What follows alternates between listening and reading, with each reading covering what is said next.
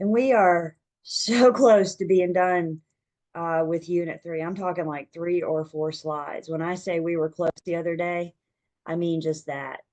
Since this popped up first, just a quick reminder of some dates, some upcoming dates, please. This tentative schedule can be found in our Google Drive. So if you don't have these dates in your calendars, just make sure 2 weeks from today, we don't have class. We'll talk more about that next week. But some of you may be looking for time to get yourself caught up. So wouldn't the 27th be a great opportunity when you think you're in class anyway? So you can use that time to study as we're getting closer and closer to that exam. Our midterm, we're going to start Unit 6 today. We'll finish it next week. The midterm will be available after we finish Unit 6. So we'll talk more about that next week, what that looks like. Basically, whenever we're done with Unit 6, I'm going to email you a link. And when you're ready to take the midterm, you're going to sit down and do it. You have 1 week to complete it. So just kind of getting yourself ready for that, knowing that that's coming next week. More on that. And then the rest of the dates, you guys have a cram course on the 12th with Jane. You'll get Jane's Zoom link on the 11th. We'll send it out the day before. So it'll be at the top of your inbox. And then our final exam, the final exam's open for 2 days. So you have a window from 8 a.m. on the 15th, April 15th, to 9 p.m. on the 16th. It's a one sitting. So you need to coordinate, you need to schedule 4 hours out of those 2 days to plan on taking the exam. Yep, 4.5 maybe. Maybe, yeah, we'd have to go back to those welcome slides. Let's just say 4.5 to err on the side of caution.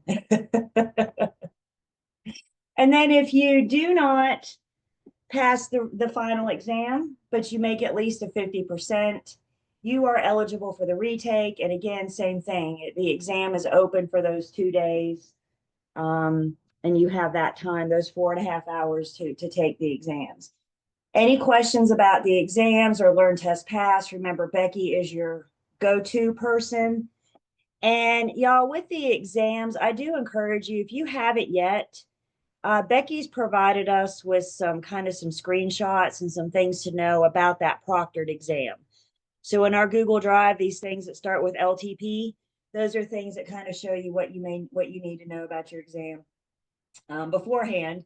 And then, of course, any questions you have about Learn Test Pass, you can get with Becky, and we'll talk more about that as we get closer.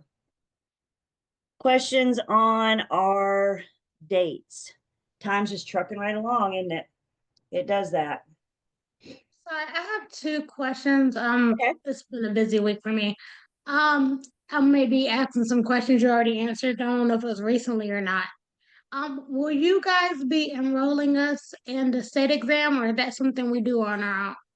That's something you do on your own, Desiree, and we're actually going to talk about that application process once we finish up Unit 6. Okay, no problem. And then the other question is, for the state exam, is it similar to yours, like where it's like unit 1 and 2 out the book, 1, 2, 3, and 6? Your state exam follows the syllabus. So any Okay. reference to the topics, it's referencing the syllabus. So the book and the PowerPoints, they're all meant to supplement the syllabus. So No, ultimately, that's our goal, is that syllabus. okay, I'll go back and review the syllabus again. Thank you. Of course. And that's in Learn Test Pass in your welcome section. So you guys have access to that. The syllabus can get daunting. So, remember, if we're talking about it, it's in the syllabus. And that's how we're preparing you for those state exams. There may be things in the book we're not talking about. There may be things in the syllabus that aren't on the book. So we're piecemealing it together and presenting you the syllabus in this class. And I think that's easier than trying to decipher and read that thing.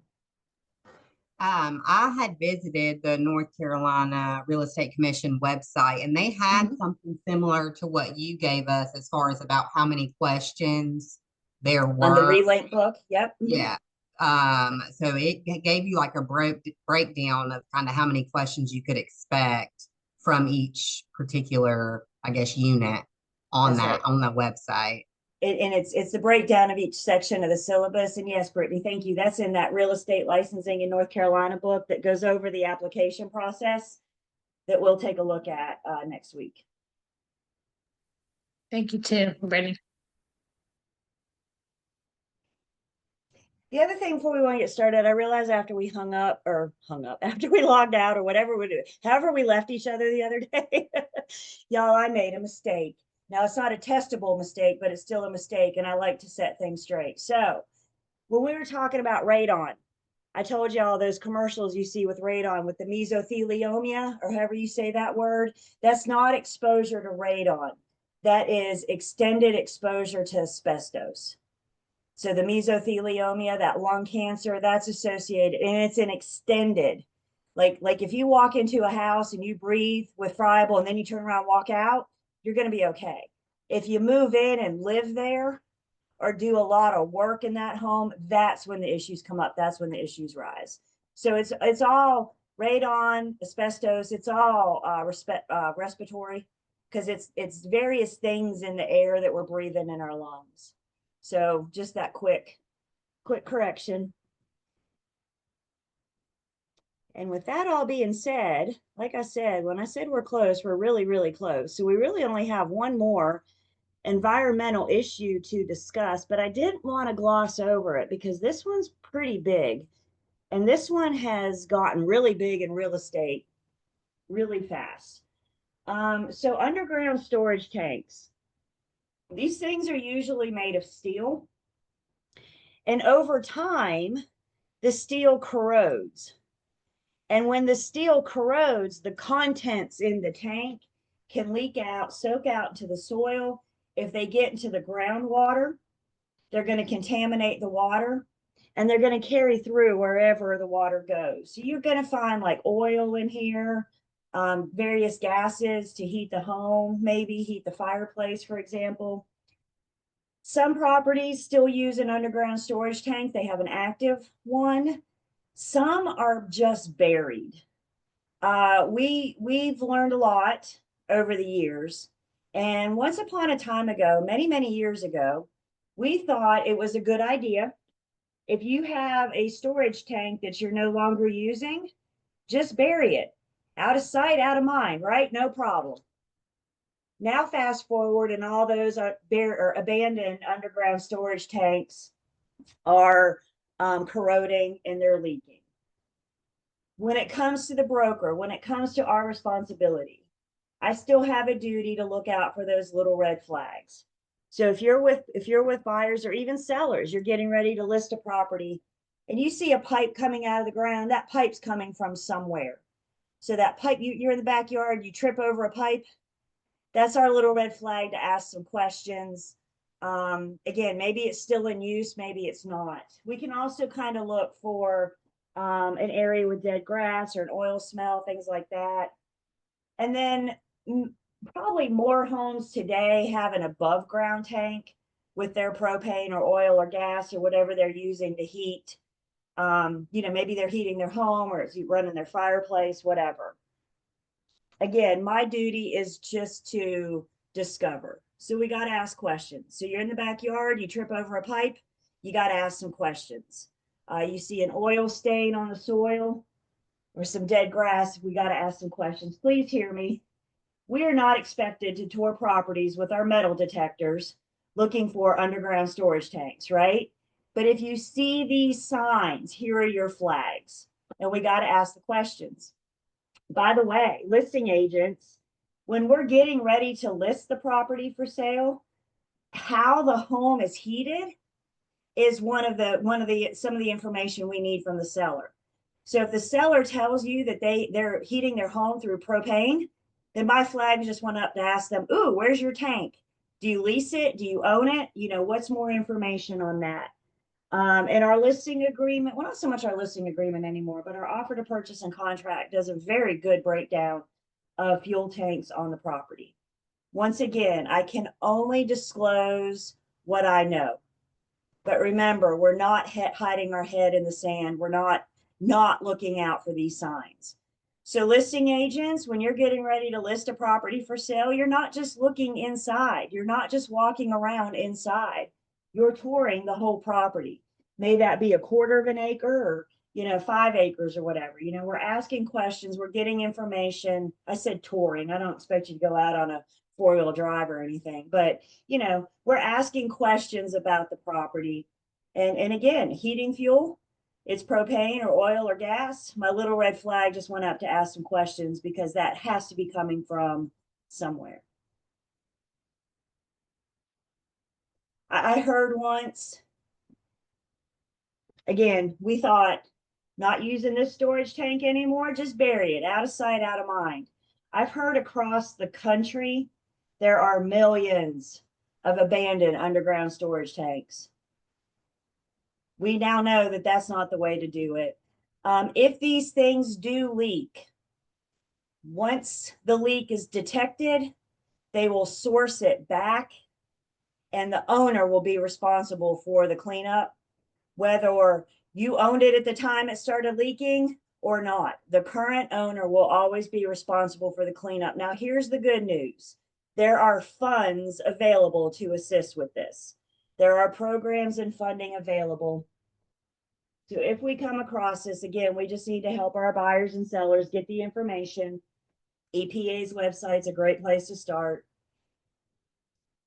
And then let the experts come out and determine the best way to address this.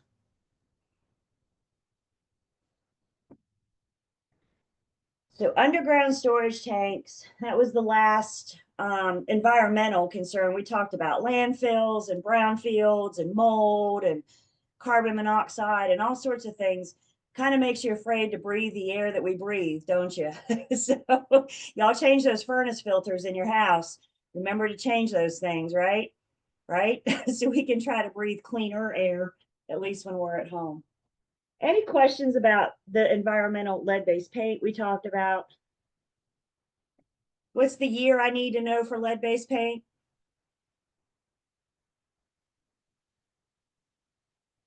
$1978.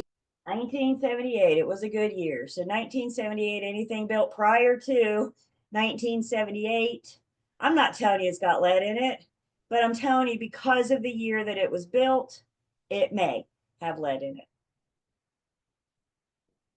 We have a form. I have a form for that if there is lead-based paint. And the form is interesting because it serves as both a seller disclosure and a buyer acknowledgement. So when we get into Unit 8, we're going to look at some of our addendums, some of our additional forms, and we'll talk a little bit more about our lead-based paint addendum then. Any questions on the environmental issues?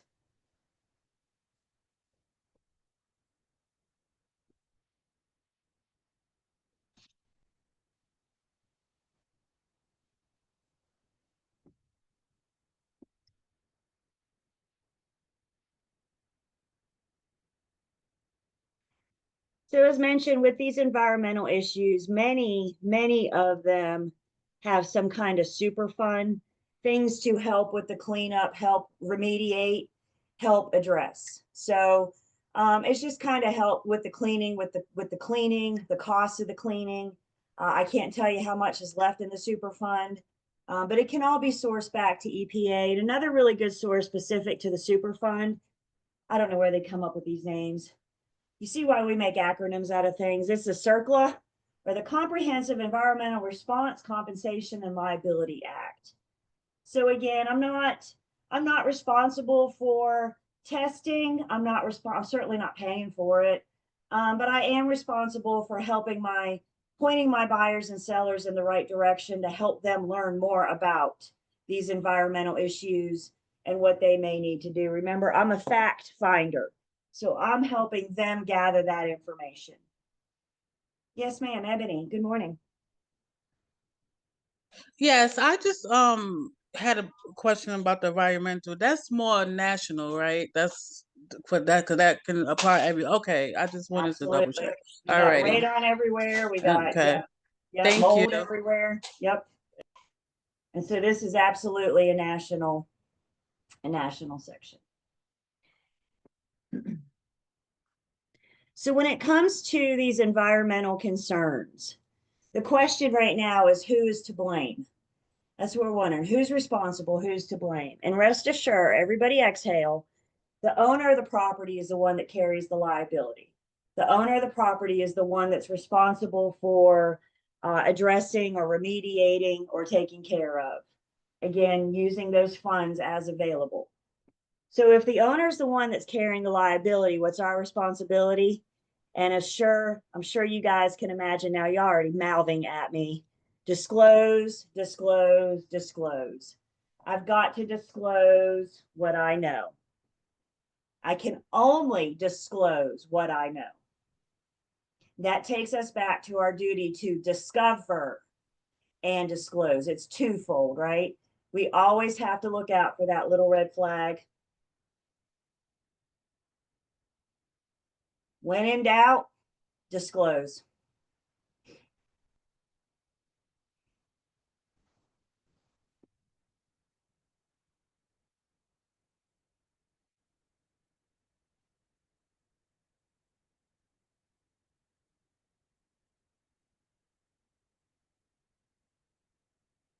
So let's review.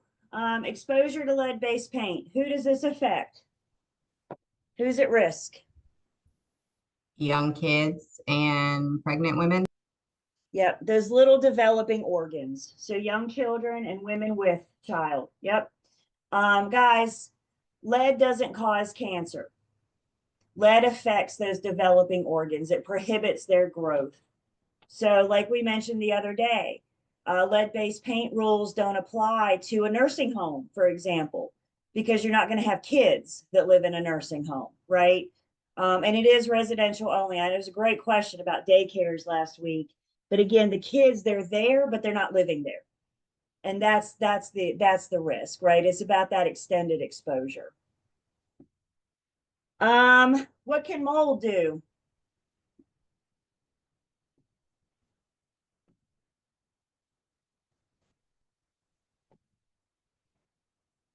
Mold spores in the air. We're breathing the air. They're everywhere. They're Yeah. everywhere. Everywhere. Now we're dealing with respiratory issues. Some people have allergies, severe allergies to mold. Some people can tell you there's mold in a room when you have no idea because they know their allergies kick in. So we're dealing with respiratory. Extended exposure could be looking at, again, lung cancer, things like that, because we're breathing those spores in on the regular. So here's what I'm going to say about the environmental issues, the specifics. You know, you're going to see a couple test questions on these. And I'd say overall, you're kind of going to get a scenario or an application, and it's going to want to know, what were we exposed to? What environmental issues were we dealing with? So again, just having a very basic understanding. We don't need to do a deep dive on environmental issues, but having a basic understanding of the cause and what they can do will get you through those questions.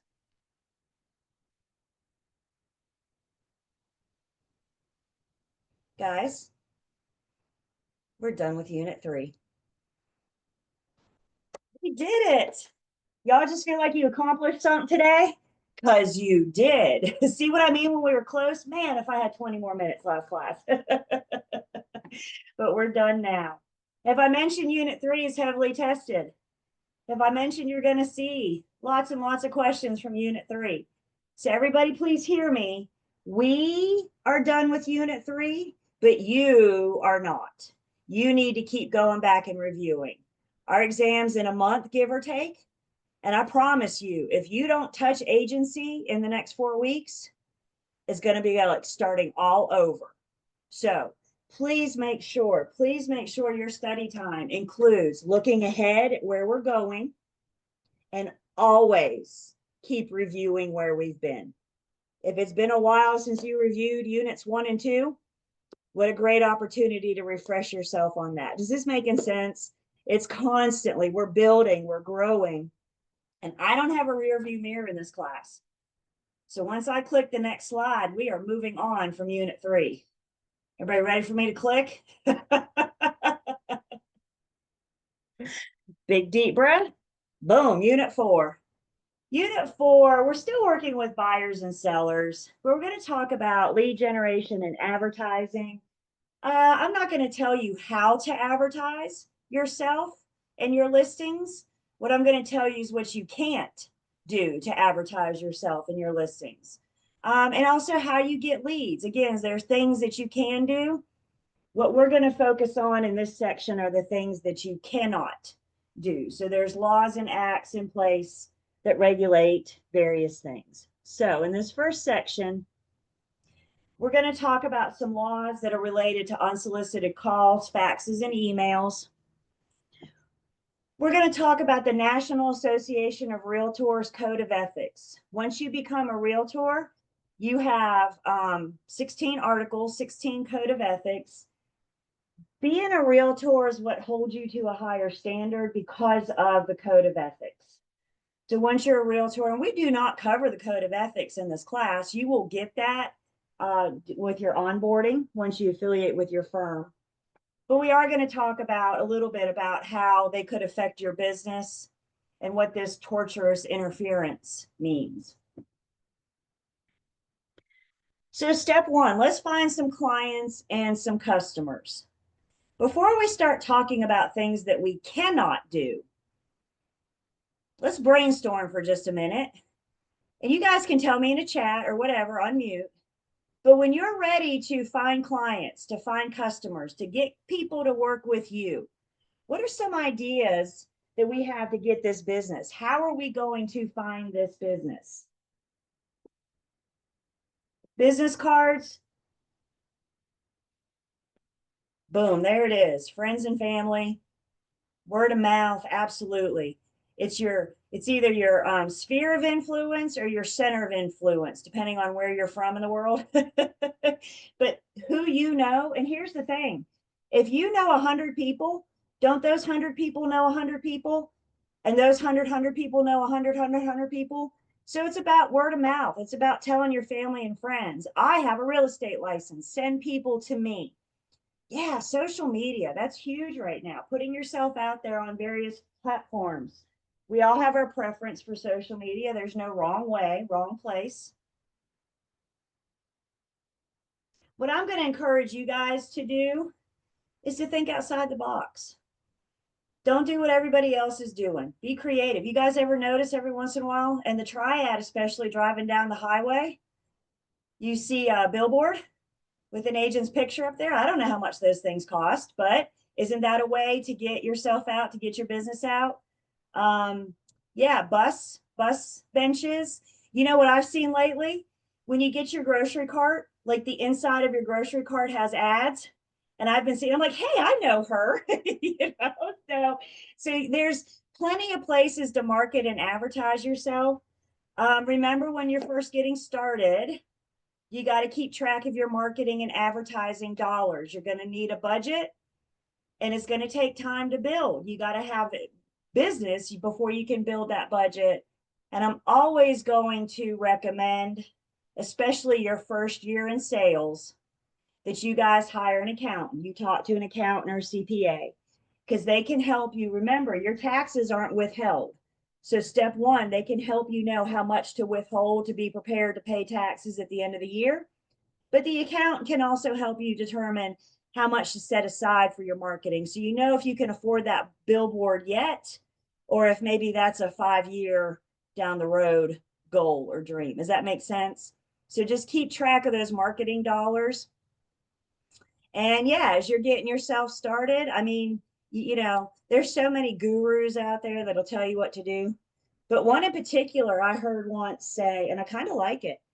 He said, when you leave your house every day, you put 5 of your business cards in your pocket and don't come home until you've put those in 5 hands. Don't give one person 5 cards, but don't you come home that night until you put a card in each of those hands. So every day you go out, you know you're putting a card. It's a numbers game, right? Are all 5 of those people every day going to call you? Probably not, but it's a numbers game. The people don't know you can assist. The people don't know you can help them buy or sell if you don't tell them. Fair enough? So we briefly mentioned some things that we can do. So when it comes to soliciting, when it comes to finding clients and customers, let's talk about some things that we need to be aware of. Some of you may want to go the route of cold calling. Cold calling is picking up the phone, going to, we don't have phone books anymore, do we? So we go to 411.com and we get phone numbers and we pick up the phone and call people and ask for their business. If that's the route you're going to go, you need to be aware of the do not call registry. And before you pick up the phone and start calling people, you need to get your hands on that registry. There is a cost. I can't tell you how much it is, but there is a cost. And before you call that person from 411.com, you need to make sure they're on the do not call registry. And if they are, we cannot call.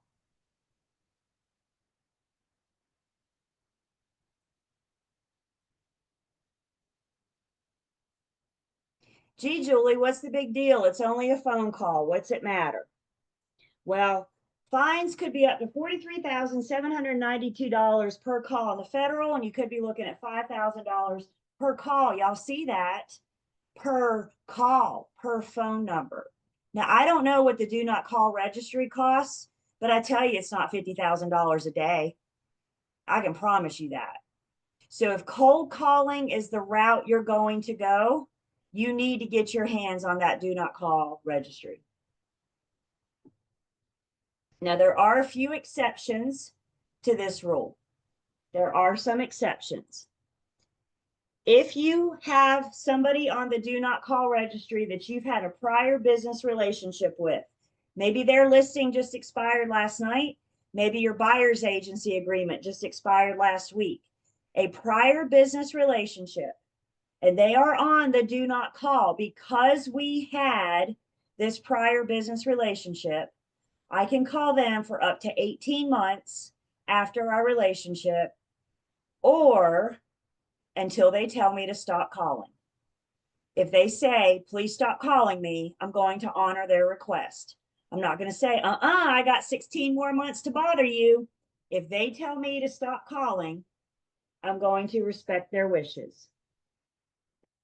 So, prior business relationship, they're on the do not call. Because we had that relationship, I can call them for up to 18 months or until they tell me to stop calling. If you get a consumer's phone number through a soft inquiry, maybe they came into your open house and they put their phone number down on your open house registry.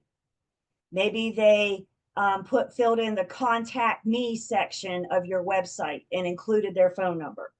If you get a phone number from a consumer, a soft inquiry, and they're on the do not call, then we can call them for up to 3 months after getting the phone number or until they tell me to stop calling.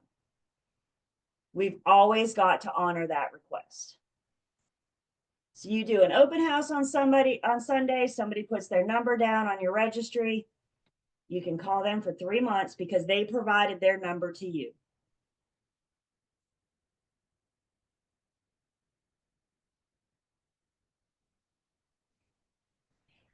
Another thing that comes up as far as calling goes is if we can contact FSBOs. Can we contact FSBOs? And of course, our favorite answer is, it depends. If you are working with a buyer that is genuinely interested in this property, then you can contact the FSBO. It's a serious buyer with genuine interest. If the FSBO is on the do not call, you cannot call them to solicit their listing.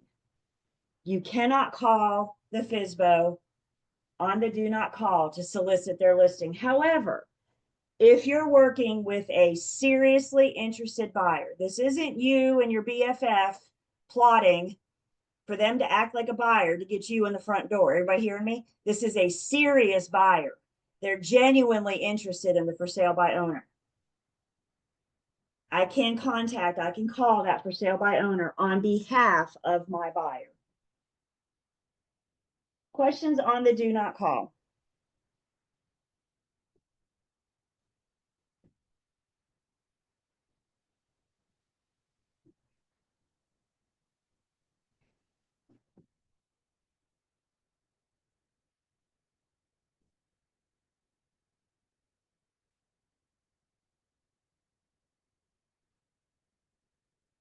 There's also laws about sending bulk emails or bulk faxes. The Junk Fax Act or the Can Spam Act addresses faxes and emails.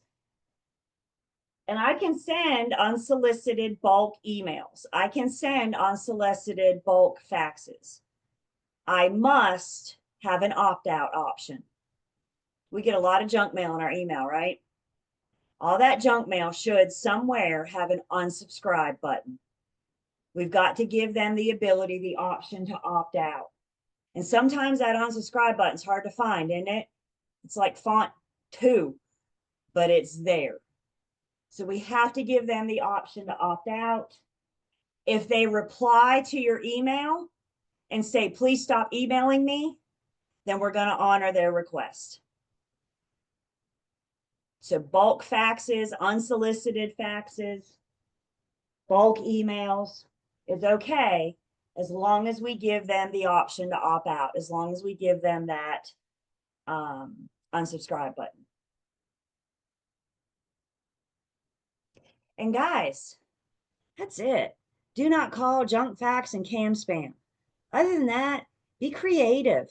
Think outside the box. We've mentioned social media. Don't forget about snail mail. Postcards are very easy to send out, and it puts something in people's hand. And quite frankly, I don't know about y'all, but when I walk to my mailbox, I look for the non-bills first, right? So it's nice not getting a bill every single time you walk out to your mailbox. So snail mail, sending out postcards, newsletters. Maybe you want to work a certain neighborhood. And so you set up a mailing campaign where you send them something once a month or once a quarter, for example. Old school, door-to-door knocking. We can go door-to-door knocking unless the subdivision says no trespassing or no soliciting. If there's a sign at the beginning of the subdivision that says no trespassing, no soliciting, if the house has a sign on it that says no trespassing or no soliciting, then we got to honor that request. The other thing I'll say about door-to-door knocking, safety first. Take a buddy. We're going to talk about agent safety. Agent safety is always first, except during this class, and we do it last. So we're going to talk about agent safety, very, very important. But if you're going to go door to door, take a buddy. And then, as we mentioned, your center of influence or your sphere of influence, depending on what you want to call it, your COI or your SOI. Who you know is your best resources. Back in my administrative days, I taught new agent training. So I got you guys as soon as you got licensed, as soon as you were ready to start. And one of the homework assignments that I gave to you very early, and y'all take this information and do with it what you will. But one of the homework assignments that I gave to my new agents very, very early was to take a couple pieces of paper and write out 1 through 100 and then list 100 people that you know. And the first 40, 50, 60 is pretty easy. But then after that, you're stretching a bit, aren't you? Well, I kind of know my mailman. Well, you know what? Your mailman's got to live somewhere too. Well, I just saw my dental hygienist the other day. Hey, doesn't your dental hygienist need some roof over their head? So it gets you thinking. It gets you stretching to think about those 100 people. Because like if we just said, if you know 100 people and all those 100 people know 100 people, getting that word of mouth out, letting them know, and reminding them that you are in the business, that you're here to help. Stay in front of them, you guys. I've heard recently that the average person knows 3 licensed agents. You're starting in competition. So you can't just tell them once, I'm in real estate, and expect them to remember that. We got to keep reminding, keep refreshing. And don't forget about your out of state friends and family. Because remember, we can send and receive outgoing referrals as well. Referral income is better than nothing at all, right? So don't forget about, don't discount your out of state or your out of your market area family and friends, because they count as well. Do we have any kind of protection on us? As far as, Brittany, can I ask for Oh, like a As weapon? far as like Yeah, a weapon, can I have like a absolutely. bat, a gun, a knife, a pepper If spray? you have Whatever. your concealed carry, you can carry. If you don't have your concealed carry, then I highly I have my recommend, concealed, yeah, I have my concealed carry. then you're Plus, good. okay, So, cool. Didn't and know if if you that was don't, illegal. then you have mace. I have a flashlight that also serves as a taser. Flip of a switch, that flashlight's a taser. Does it look weird for a real estate agent to have a flashlight in a purse?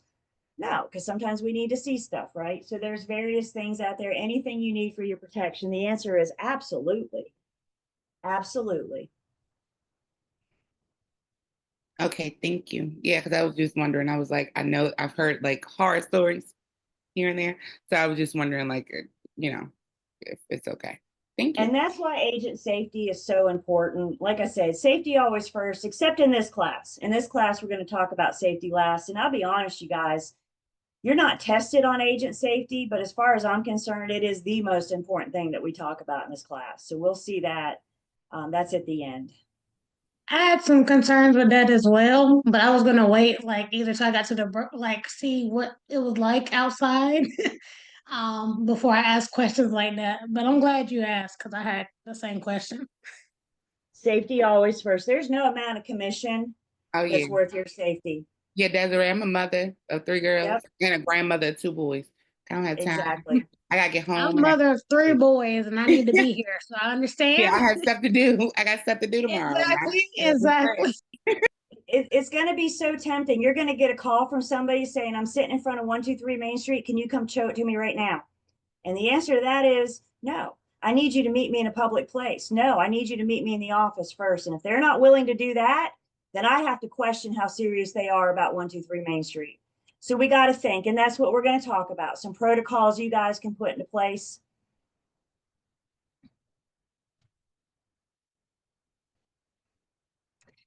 Another law that we have that affects how we solicit clients, how we get customers, again, is that comes from our National Association of Realtor Code of Ethics. And one of the articles, one of the things that the Code of Ethics tells us is that I cannot solicit somebody's active client.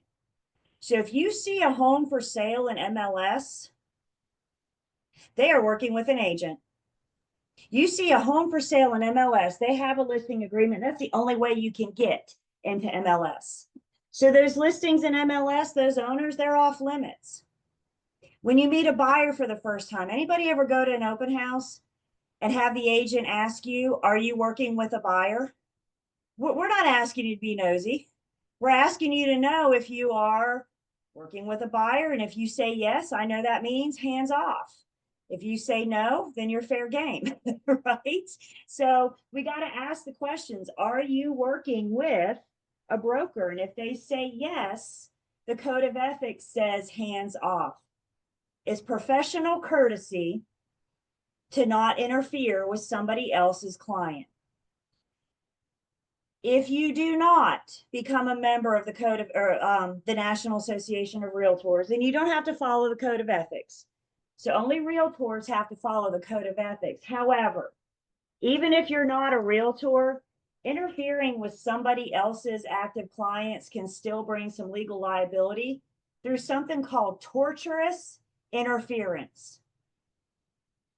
Tortious interference. You have actively interfered with somebody else's business relationship, with somebody else's client.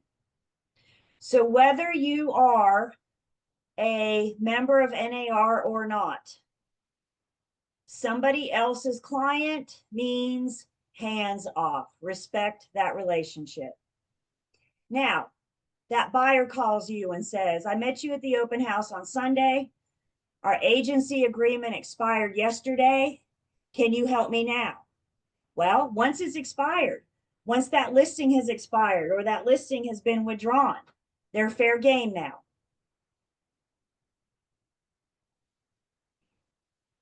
Perfect. Yep.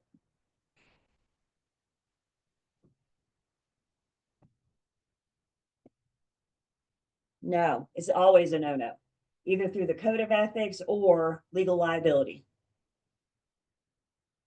I cannot interfere with somebody else's. Now, could somebody come into your open house and lie? Are you working with an agent? Yeah. Okay. Well, it's not like I'm going to say prove it, right? So how can you meet them? You ask them, are you working with Okay, an agent? okay, okay. Let me say it. Said it's Sorry. Yeah, let's let me keep texting. I don't want to confuse you. So no, I was just using the example you were saying, like you went to an open house and you met them. Why would you meet them? Like that's what I was saying. Like, how does that happen where you would cross their path in an open Because house? I'm not following because they came to my open house. Okay, so they came to your open house and they were okay. That now I get it. Okay, we are on the same page. Okay, never mind. No.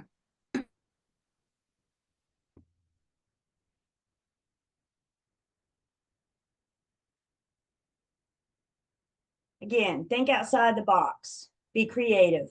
Don't do what everybody else is doing.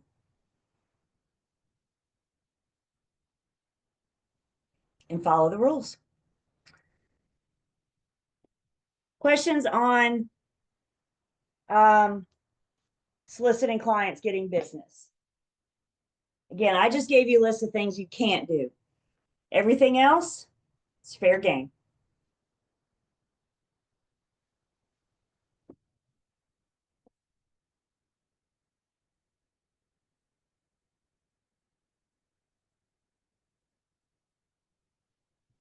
When it comes to marketing yourself, either marketing a property for sale or marketing yourself, there's certain rules with advertising.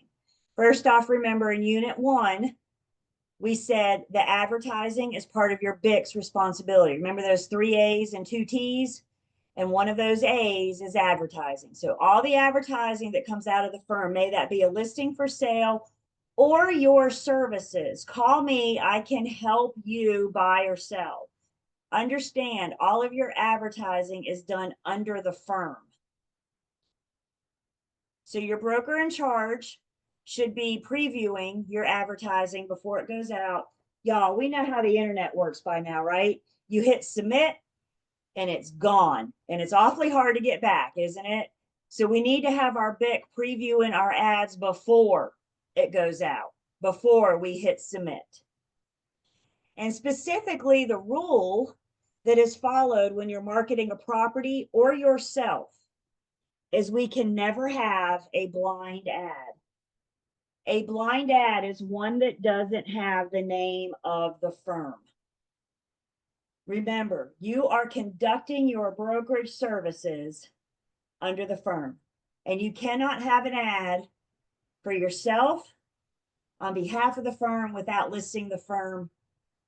And embedded in an email address is not good enough. So if my email was julie@allentate.com, that's not enough. I still need to say somewhere in the ad that I am affiliated with Allen Tate. So a blind ad is one that doesn't have the name of the firm. And we got to get your BIC's approval before it goes out. Especially you guys. Your BIC is going to want to especially watch you guys. And they're not only looking for the firm name, but they're making sure they're looking for several things.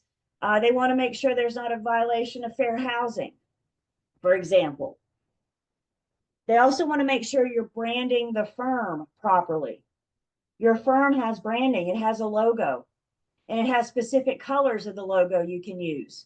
My firm's logo is blue and white, and I can't use any shade of blue. It's a specific shade of blue. That's branding. The best branding example I can give you guys are our golden arches. We recognize those no matter where in the country we are, don't we? That's branding. And so your BIC wants to make sure that the firm is branded properly for recognition, for that consistency.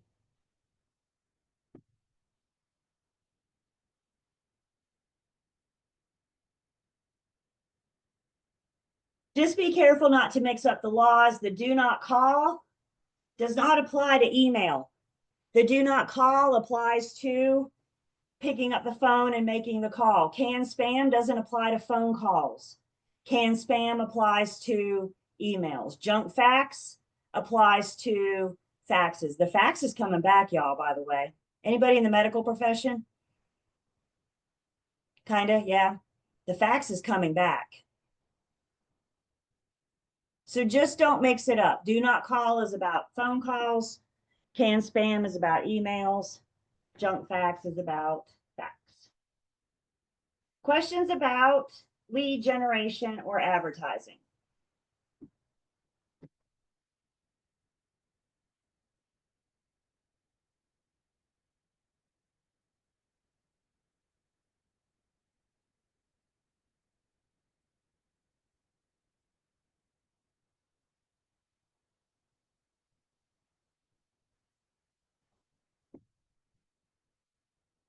The next section then, we're getting into fair housing. So we're going to start with talking about something called the Civil Rights Act of 1866 and how the Civil Rights Act of 1866 evolved to federal fair housing that we know today.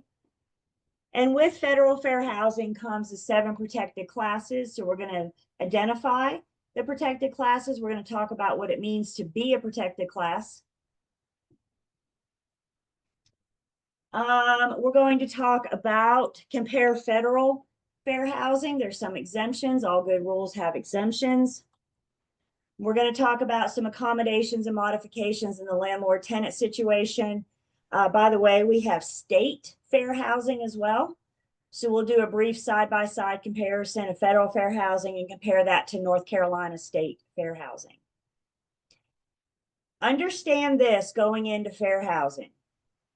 Your opinions, your beliefs, your thoughts, your personal preferences do not matter when it comes to fair housing. Fair housing says this is what it is.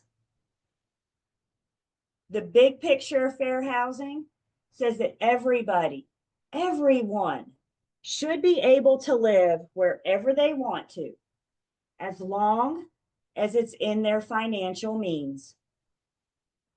The big picture of fair housing says that everybody should be able to live wherever they want to, as long as it's within their financial means. Yep, I'm getting there. Yep. From the broker standpoint, as part of your practice, one of the best pieces of advice I can offer you to protect yourself from violations of fair housing, which you do for one, you do for all. You treat everybody the same. So if you have policies set up, you know, that buyer that was just sitting in front of 123 Main Street, and you have a policy that says you're not going to meet strangers at a vacant house for the first time by yourself, what you do for one, you do for all.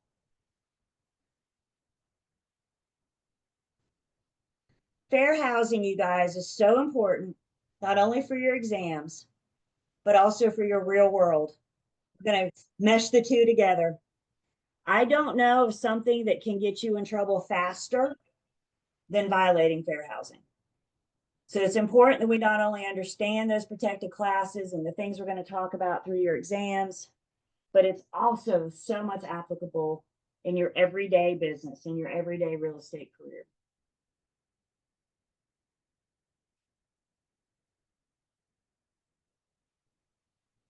So with that all being said, before we launch into fair housing, let's go ahead and take our break. And then we're going to come back and we're going to start off by talking about the Civil Rights Act of 1866. So let's take 10.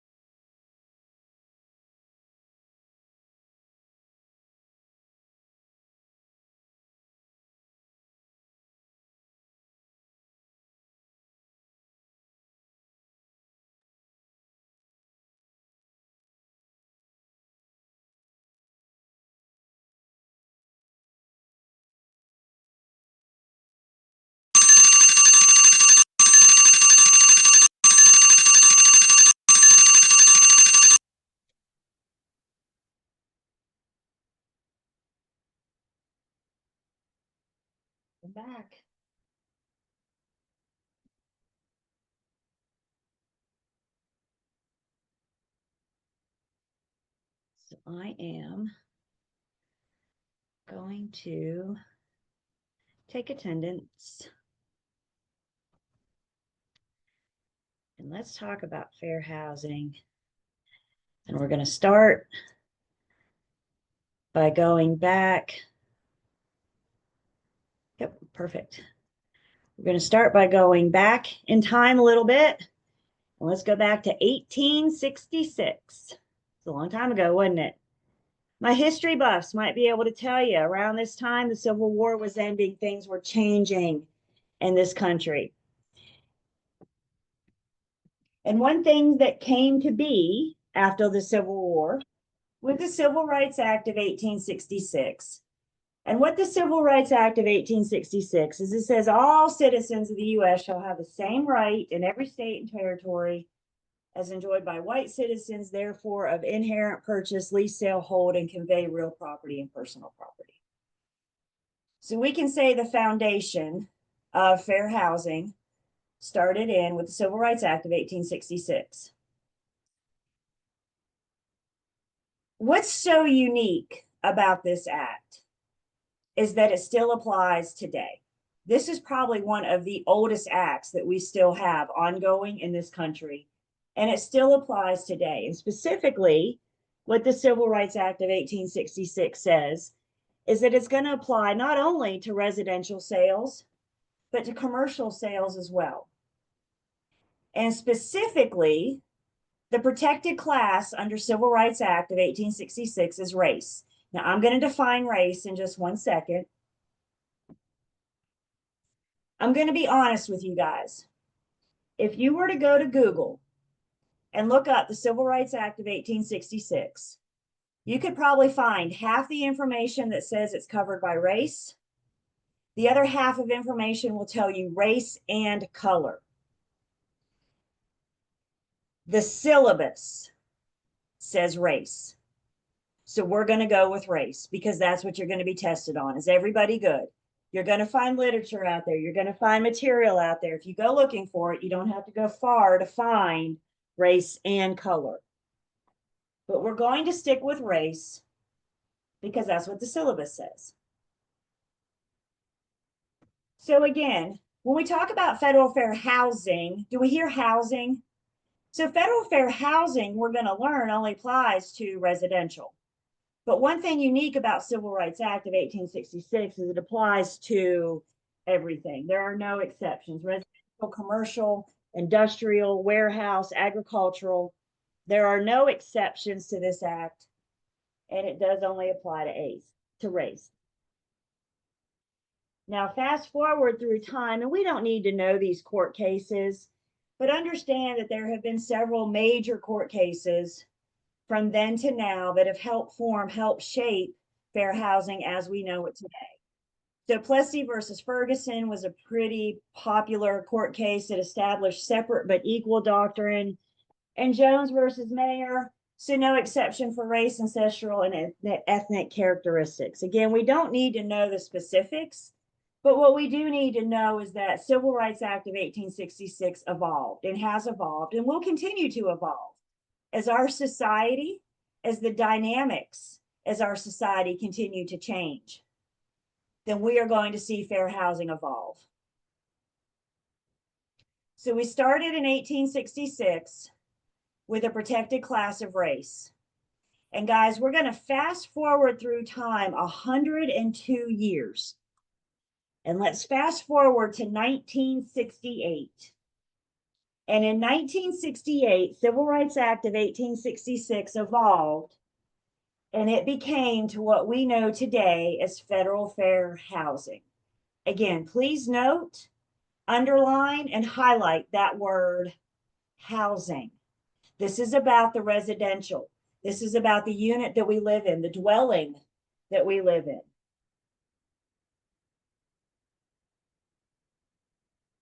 Federal fair housing is administrated by the Housing and Urban Development, who we refer to as HUD. We're going to talk about how HUD enforces fair housing and violations of federal fair housing.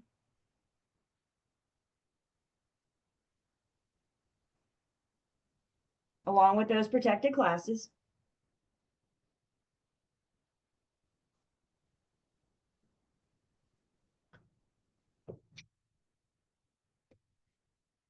Brokers, real estate agents, licensees, we never have a golden ticket to violate fair housing. We never have a golden ticket to discriminate against the protected classes.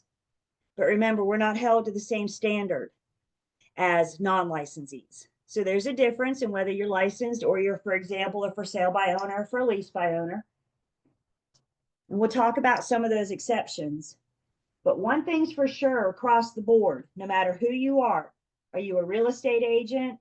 Are you an owner of a property for sale or for lease? No matter who you are, discrimination in advertising is never allowed. So there are some exceptions. There are some people that could discriminate, but you can never, nobody can advertise their discrimination.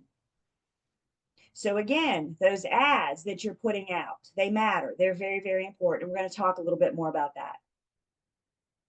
So advertising, no matter who you are, a licensee or not, advertising your discrimination. So you can't say, for example, what's this say here? If you are from a foreign country in the Middle East or Asia, please by all means call or come by, but I will not be renting your family this apartment. You cannot say that.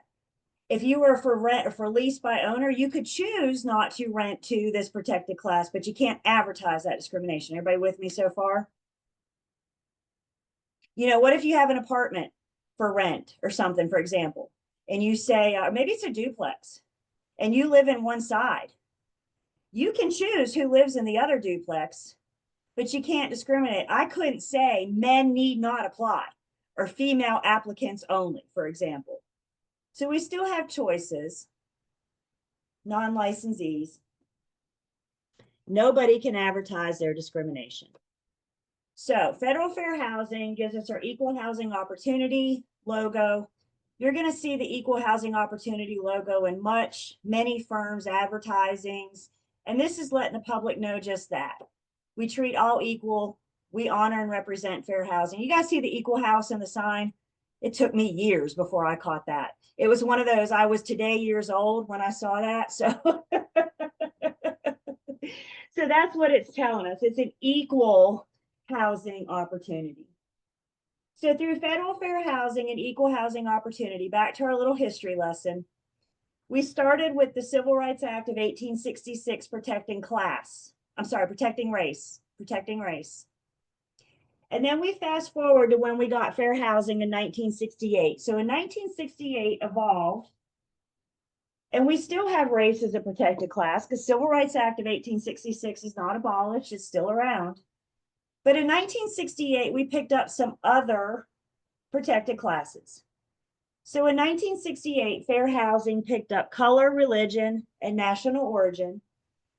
Again, we will define all these in just one second.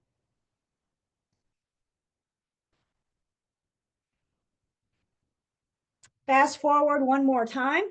And in 1974, sex was adopted as a protected class. Again, my history buffs will tell you. Mid-70s, early 70s, women's lib. This is when we started voting and getting credit cards. So fair housing evolved. Now we have sex as a protected class. Make yourself a note. In February of 2021, what was that, 4 years ago? The category of sex evolved again. And now covered under the category of sex is sexual orientation and gender identity. Under the category of sex as of 2021, sexual orientation and gender identity are now protected classes.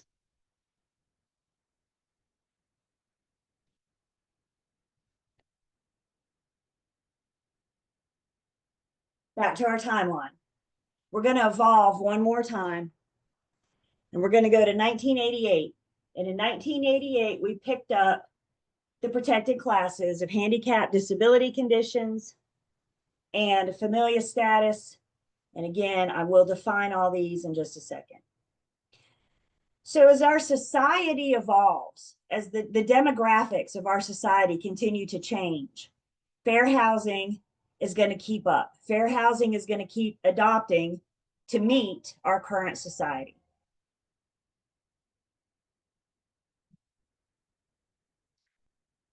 In addition to knowing the protected classes, I also think it's helpful for you guys for your exams to know the years of what class became protected. And you need to know these years. I would not put it past them, for example, to give you a question or an answer choice. This says something like the year is 1972, and a woman applied for an apartment, and she was denied that apartment because she was a female. Well, in 1972, could you be denied an apartment because of your sex in 1972? Yes, because in 1972, sex wasn't a protected class yet. So knowing what was adopted when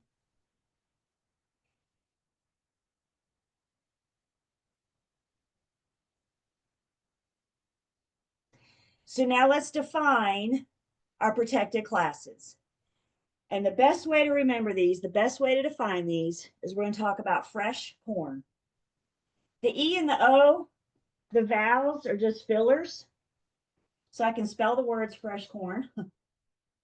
But if we want to remember the protected class, fresh corn is an acronym to help us remember. So let's break down the protected classes as they relate to fresh corn. First up, we have familial status. Familial status is about the minors. Familial status is addressing anybody that is under the age of 18 years old. This does include women with child.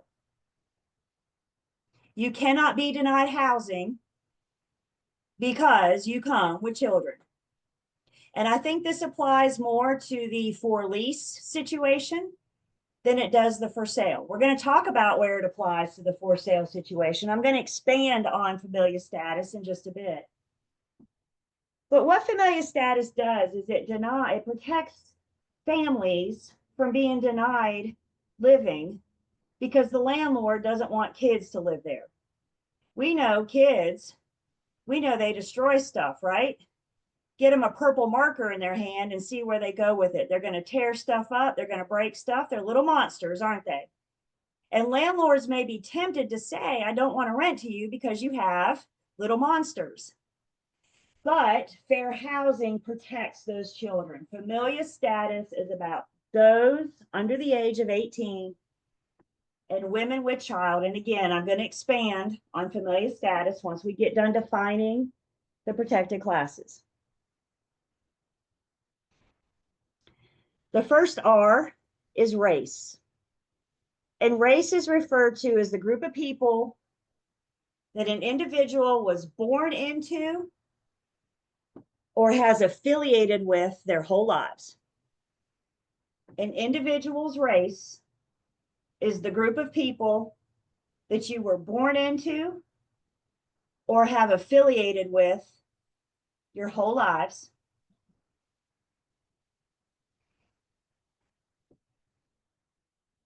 The E in fresh, again, equals just there as a filler. Equal is not a protected class, but it's a filler so we can spell the word.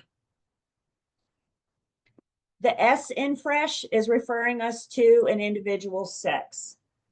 Sex was originally identified as gender, but again, today, covered under sex is sexual orientation and gender identity.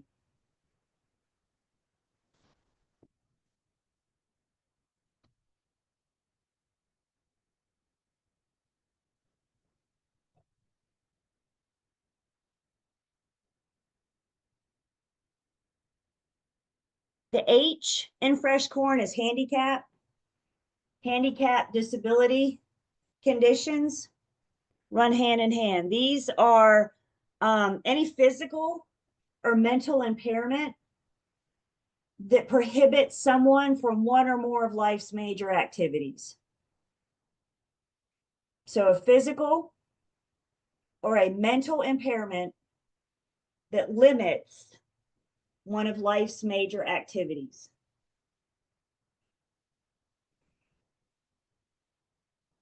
Remember Tuesday, we were talking about material facts, and we also talked about things that are not material facts.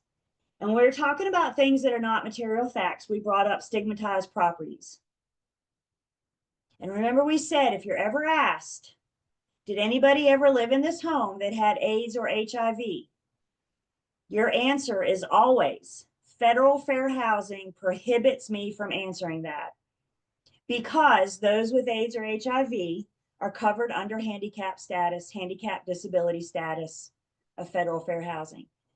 Whether you know for a fact or not, this could be your family, this could be your best friend, and you know darn well nobody's had AIDS, or you know for a fact somebody did. My answer is always federal fair housing prohibits me from answering that, because those with AIDS or HIV are protected under federal fair housing.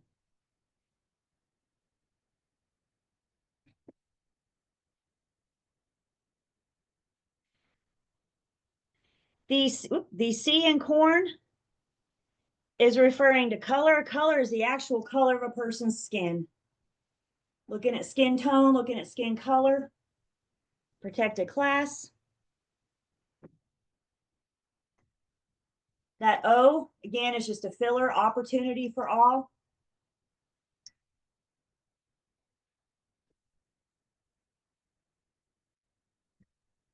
The R in corn is referring to religion. One's spiritual beliefs. Their spiritual beliefs may not be the same as yours, but religion is a protected class. And then the N in corn is national origin. And national origin is the country in which one is born, or where their direct ancestors derive from. So national origin is referring to the country in which an individual was born, or where your direct ancestors derive from.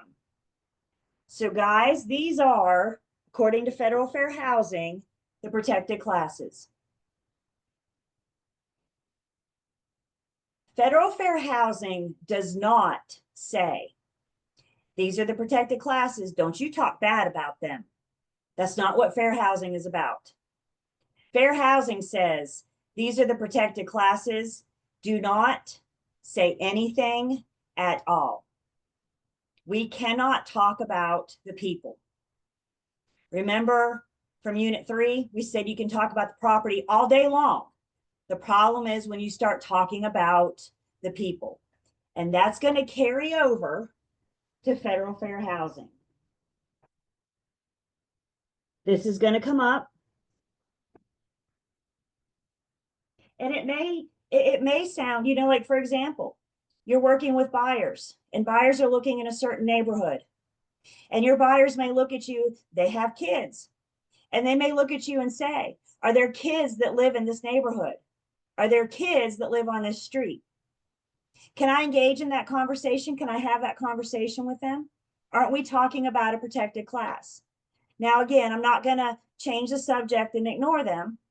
I'm going to let them know federal fair housing says we cannot discuss that. Let me tell you something.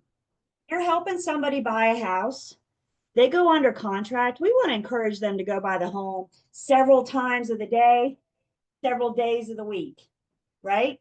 Is this a party neighborhood? I don't know. Drive by Friday night at 8 o'clock and see what's going on. Is there a lot going on in the afternoon? I don't know. Drive by. What's the house look like when the sun rises? I don't know. We should be encouraging our buyer to see the home several times during that contract process anyway, so they can make sure that they know what they're getting, right? And if they're driving by the home, they're going to see at some point the school bus. They're going to see the school bus stop in the neighborhood. And isn't that going to answer the question for them? Again, you guys, welcome. Again, you guys, I'm not diverting the conversation, but when a buyer looks at me and says, are there kids that live in this neighborhood? Are there kids that live on this street? I'm going to talk about the amenities. I'm going to talk about the school district that we're in. I'm going to talk about the park down the street. I'm going to talk about the things that the kids, I'm going to tell them, your kids are protected class. So let's find out what it is about this neighborhood that would be attractive to your kids. Is there a certain school district you're looking for? Do you like the idea of the kids going to the park? We can't avoid it. This is another thing that we cannot hide our head in the sand. A big part of what we're doing is helping to educate the consumer.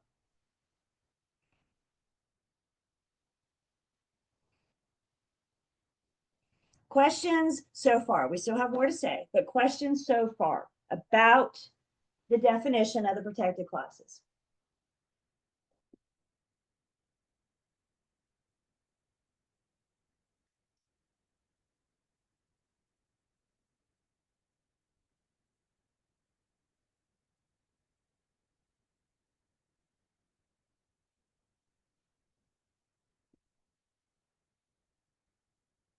And let me say this too.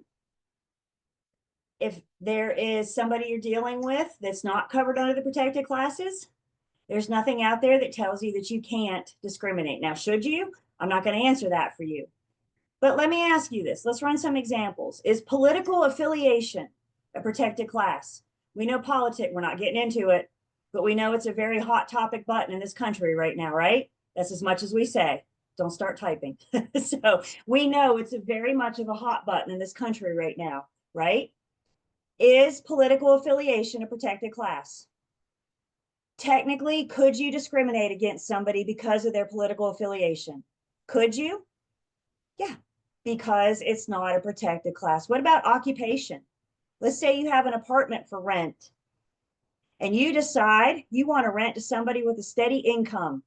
You don't want to rent to somebody that's an independent contractor that doesn't get a biweekly paycheck. Could you choose not to rent to somebody because of their occupation? Yes, because occupation is not a protected class. It's only the protected classes that are protected. So the protected classes, we got our fresh corn.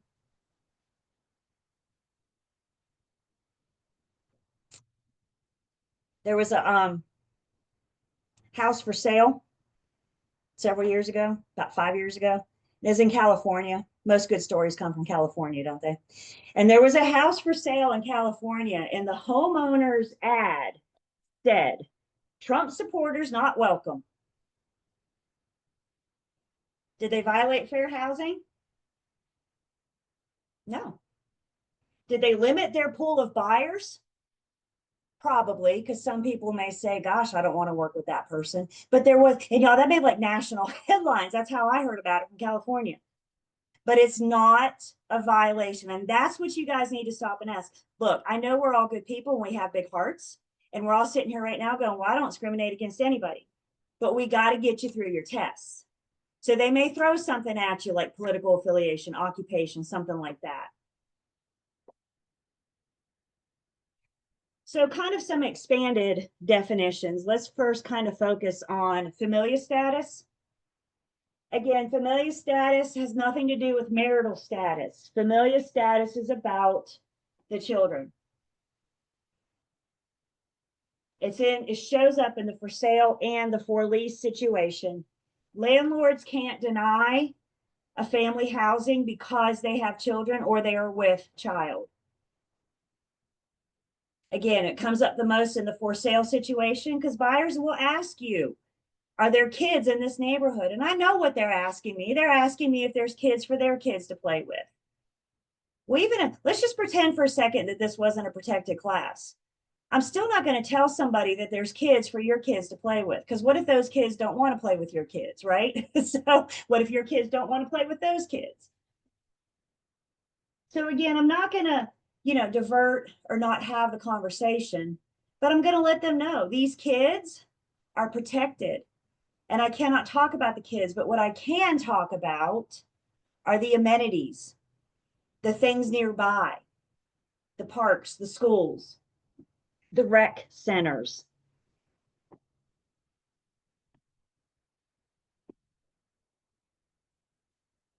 In the for lease situation, Landlord can't deny a family housing. It's credit worthy. They check off all the boxes, except they have kids. The landlord can't deny it, but it's more than that. Let's say I am a property manager and I have a downtown building with apartments for rent, and it's a 14-story building. And I have a family with 3 young kids that want the available unit on the 14th floor. I also have a unit available on the 1st floor. Now I'm going to show them both because they want to rent my building, and I'm going to show them both. But I can't not let them live on the 14th floor because that makes me uncomfortable with their 3 kids being up that high. Does that make sense? Remember, the big picture of fair housing says everybody should be able to live wherever they want, as long as it's within their financial means. So if those family with those 3 young kids, if the credit check and the employment check and all the other checks check out, and they want the 14th floor, I can't deny them of that. Does that make sense?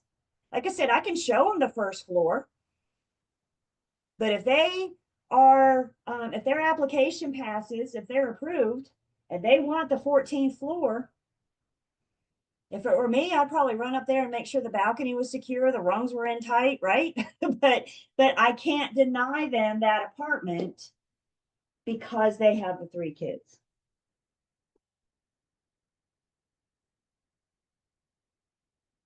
Familial status has nothing to do with marital status.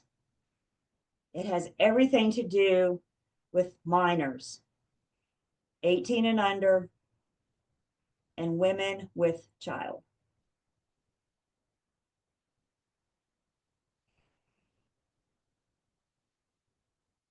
Yeah, Brittany. So in the book, it does tell us that a landlord can refuse to rent to a family when the family size exceeds the limits, I guess, for the unit. I'm assuming per room. So that would just come back and say, you have what, 5 kids. This You is a have 2, yeah. two-bedroom. That's Okay. right. It's not because you have kids, it's because of your number.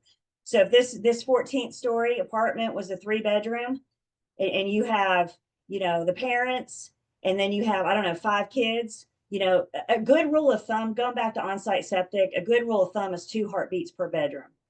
So if you have more people, then you have the space you could deny because of that, but you're not denying because they have kids. And I could let what I just add up to 5, like 7, let's just say 7 people. I could let 7 people rent that 3-bedroom and let them figure it out, but I don't have to because they exceed that limit.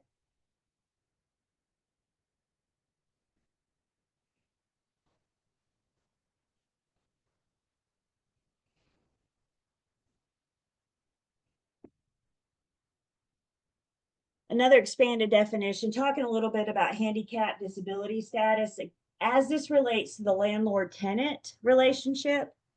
I got a whole unit dedicated to the landlord-tenant relationship, so we'll see that in unit 13. But with the landlord-tenant situation, the tenant can't be denied housing. They cannot be denied the lease because they have a handicap disability status. The landlord has to allow the tenant with the disability to make any accommodations or modifications. The landlord cannot deny those accommodations or modifications. So maybe the individual is in a wheelchair and they need a ramp built to go from the yard to the front porch. Maybe they need the kitchen cabinets lowered. Maybe they need grab bars in the showers. The landlord can't say no.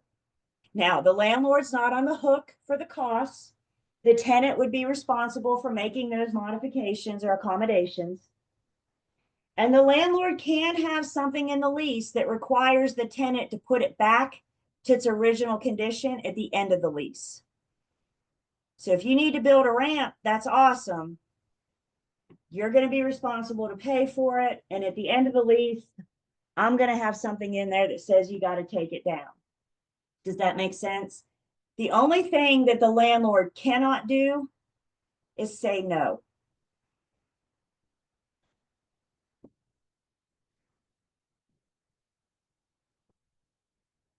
Accommodations are more of the, you know, adding the shower bar, grab bar in the shower, for example. Modifications are more major.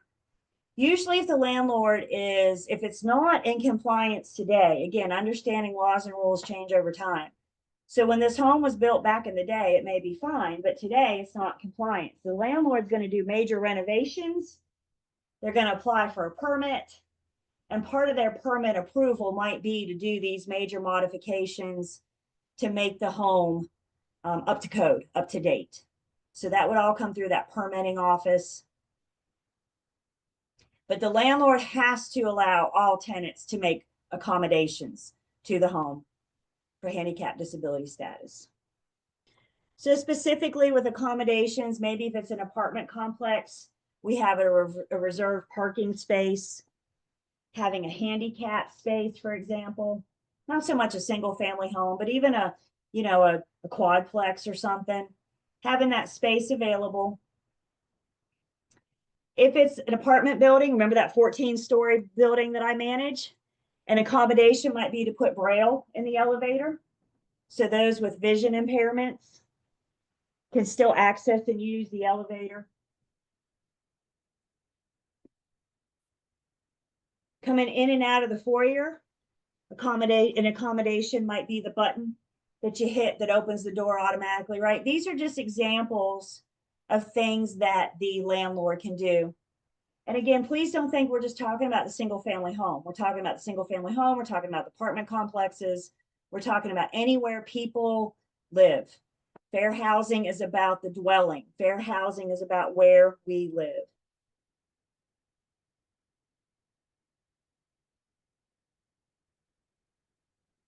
So any of these accommodations and modifications, the expense is going to be on the tenant.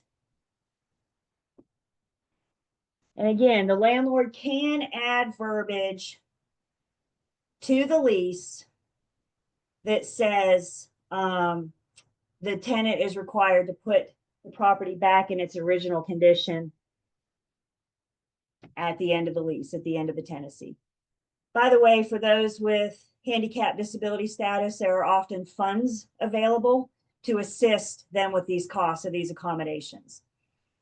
And those with handicaps and disabilities generally know where to go to apply for those funds.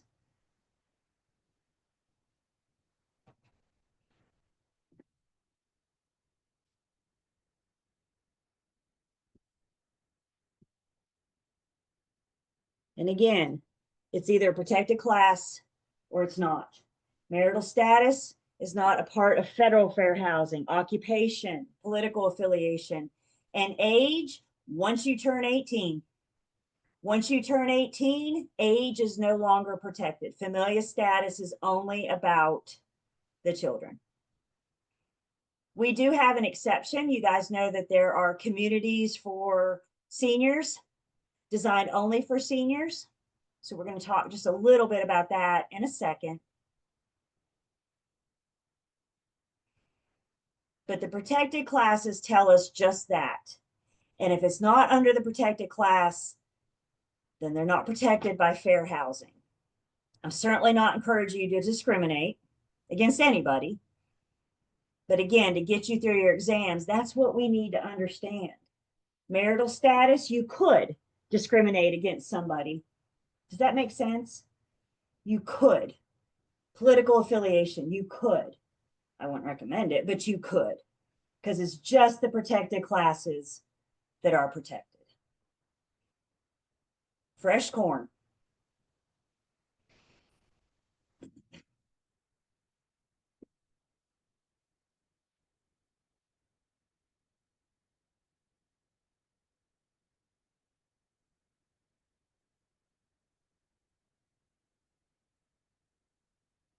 Federal fair housing does have some exemptions. There are some exemptions to the protected classes.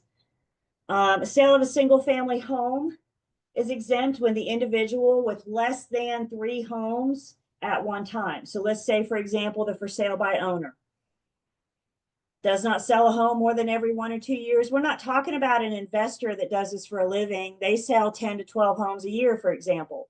So they wouldn't be exempt. But the for sale by owner, the one that doesn't sell on the regular, would be exempt from fair housing, meaning the for sale by owner, the for lease by owner technically can discriminate. But just because you can doesn't mean that you should. And remember, even if they do choose to discriminate, nobody can advertise their discrimination.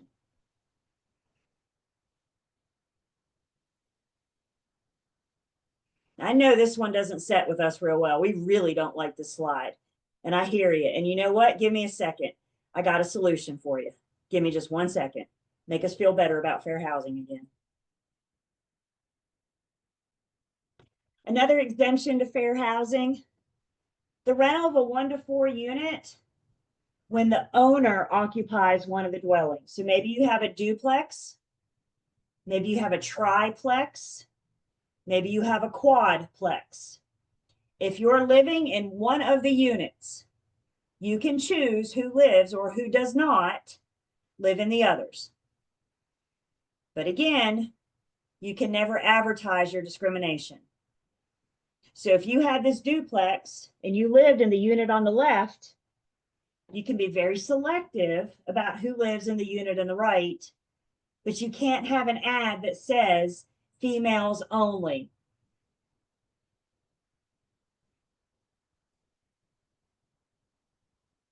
So when you live in the unit, it's an exemption from fair housing.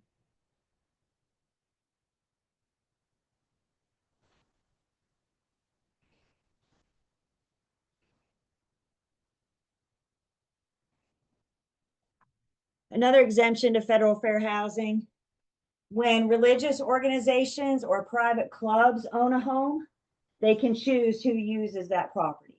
So for example, some religious organizations, you might have the parsonage. It's a home that the church owns, and they can be selective about who lives there. The Elks Club might have a mountain lodge. They can be selective about who rents that mountain lodge. And you can limit it to just the members. So you can say only a member of the Elks Club can use this mountain lodge. Only a member of this congregation or this parish can use the parsonage.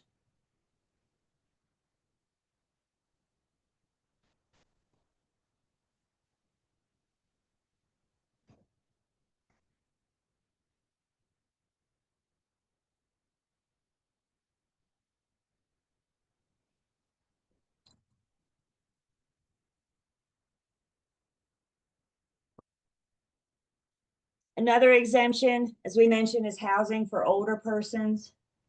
This is housing intended solely for occupancy, in this case, by those that are 62 or older. And if it is 100% occupied by 62 plus, then fair housing allows us to exempt familia status only. All other protected classes remain protected.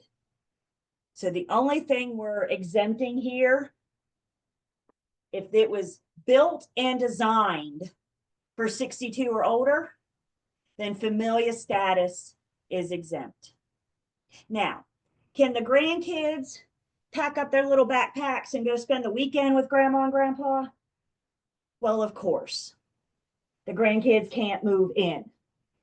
It's just for, and what we mean by 100% is the people that live there. 100% of the people that live there are 62 or older.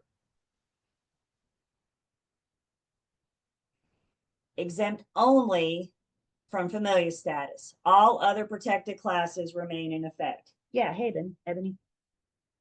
Hi. So does that go for because I remember I had a client that her parents moved in a like 55 and older community, but she had to move in with her parents, to help her because I was their CNA. So does that require for like families like that? Like can like the daughter, she had to live with her parents. Is that an exemption?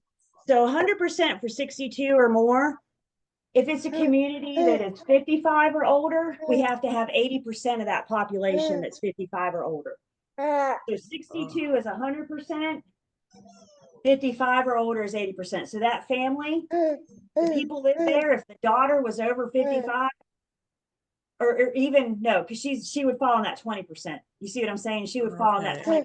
So if it's a community designed for older person, they're going to say the age. They're going to tell you the age. And if it's 55 or more, 80% of the people have to be over 55 years old. So 100% for 62 or more, 80% for 55 or more. And again, it's how all these things are set up. It's how all these things are created, these housings for older. And we're seeing a lot more of these pop up.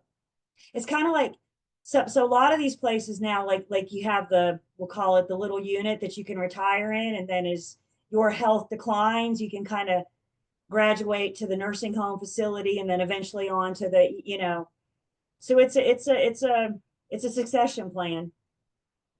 But how they're designed tells us the occupancy. So now you have grandma and grandpa, and like you just said, the daughter had to move in because they're in a community that's 55 or older. As long as she's within that 20, then she can, as long as that doesn't get more than 20.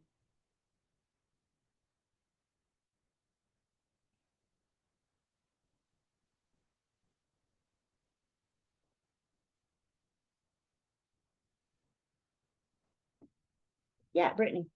And so just like to be clear, and it may say I hadn't come across it yet, this can be advertised. Like they can say, You are advertising a housing for older persons. Yep. But remember, the only thing exempt is familial status. So race, religion, color, everything else is resh corn is still is still applicable. Good question. Thank you.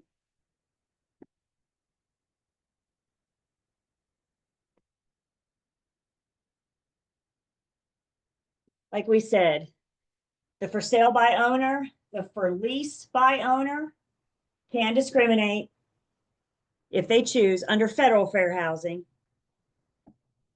Anytime you have a broker involved, discrimination is not allowed. So you have this for sale by owner, and they decide they're going to discriminate. They didn't hire a broker, did they? They chose to go it alone. What if the buyer shows up with a broker? Now a broker is involved in the transaction, even though not hired by the FSBO. But anytime a broker gets involved in a transaction, discrimination is no longer allowed. So if they haven't employed a broker, or the buyer hasn't employed a broker, the for sale by owner, the for lease by owner could discriminate. But again, they cannot advertise their discrimination. And I do have a solution to this. So please bear with me.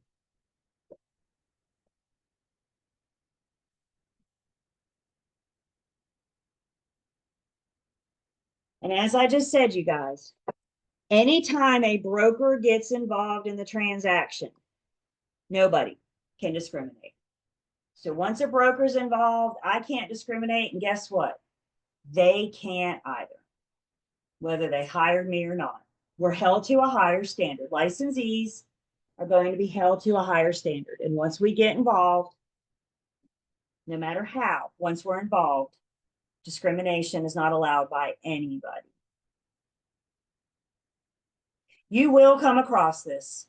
You will come across this in your career.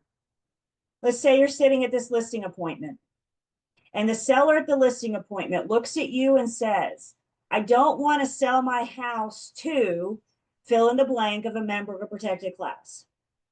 Again, this is our opportunity to help educate the public. This is our opportunity to let that seller know that when you hire me, when you hire a broker, we can't select or choose. It really surprises me when I go and I put buyer seller under contract. It really surprises me how many times, particularly my sellers, will tell me after the fact that they Googled the buyers. Well, I just wanted to learn more about them. I just want to know who bought my house. Why? I don't understand why. As far as I'm concerned, the only color that sellers should see is green. You know, can you afford to buy my house? And I've asked them before, may I ask why you Googled them? May I ask why you felt the need? Well, I just wanted to know who's buying my house. See, and this is a seller having a hard time disconnecting. They need to get it out of their mind that this is your home. Because you know what? By the time I'm done with my job, this isn't going to be your home anymore. We got to get them to disconnect. So anyway, you're at this listing appointment, and maybe the seller says, oh, okay, I get it, thanks. Or maybe the seller keeps at it. They won't let it go. No, I'm not selling my house to a member of the protected class. You now have a decision to make. I would get with your BIC before you sign that listing agreement. Because once you're in, you're in. And remember, they can't discriminate. So if you don't believe this seller is going to let it go, your best bet may be to walk away from that listing. Do we really want to work with this person anyway? Right? If this is how we're starting, so you have a decision to make.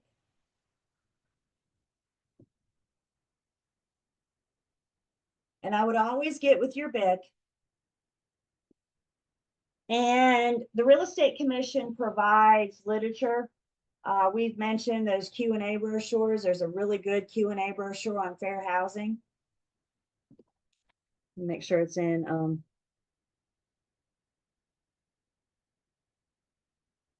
I just made myself a note. I'm pretty sure it's in Learn Test Pass, the Q&A brochure on fair housing. But the reason the commission publicizes this type of material is to help us educate the consumer. Remember, their number one purpose is to protect the public.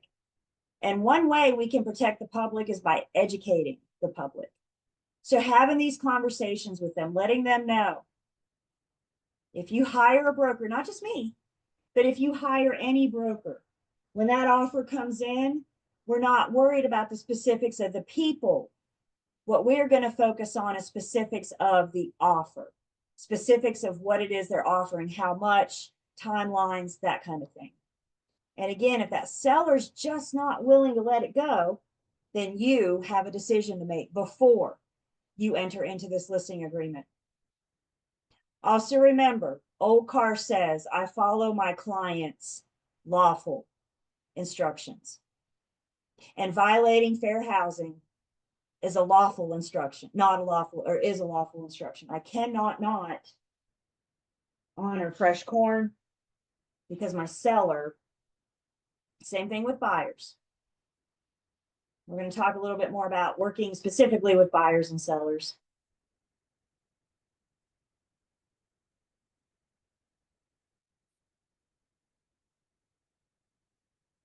That seller that's not willing to let it go, they might be a great candidate for sale by owner.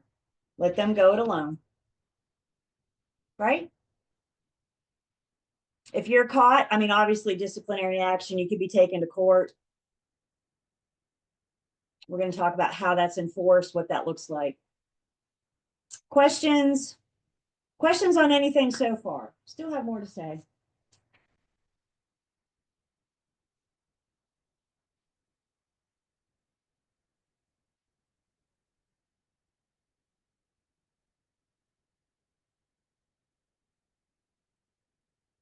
You too. I'll hear from you this weekend. Perfect.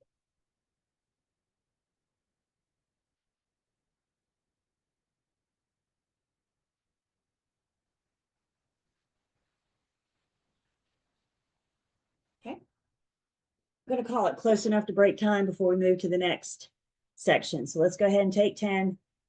We come back, we keep going more with fair housing.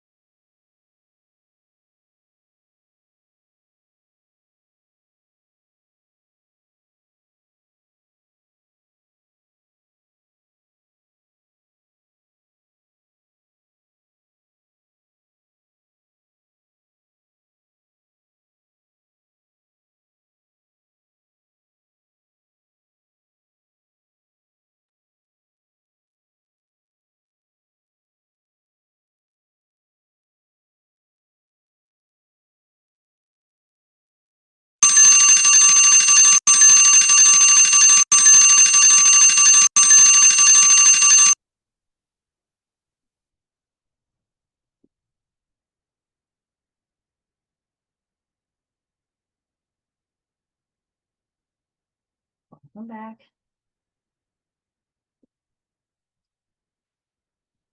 So I am taking attendance.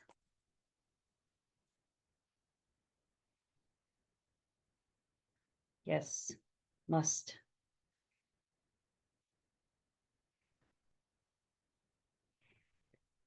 So again, nobody can advertise their discrimination. Once a broker gets involved, all discrimination goes out the window. And of course, in just a minute, we're going to bring this home and talk specifically about how this affects us, how this affects the broker. But before we do that, we're going to define some other words. We're going to talk about blockbusting, steering, redlining, and disparate impact. And then we're also going to take a look at NC Fair Housing. And we're going to look at how NC Fair Housing, North Carolina Fair Housing, can compare to federal fair housing. Oh, happy birthday. Where is she? We got another birthday. Is everybody celebrating their birthday while we're in class together? Happy birthday. Can I say your name out loud? Happy birthday, Joni. Another birthday to celebrate. I think somebody else is on vacation celebrating theirs. Sherry, is that you? Lots of spring babies. Lots of you. All right, so defining some more words, NC Fair Housing. And then we're going to talk about enforcements. Who enforces federal fair housing? Who enforces state fair housing? And what's the penalties for violating? So before we get into all that, let's talk about just defining some more words. I need you guys to be ready, write some stuff down for me. Everybody ready? The first word to define is blockbusting. Also known as channeling. Blockbusting can also be referred to as channeling. Blockbusting is about the owner.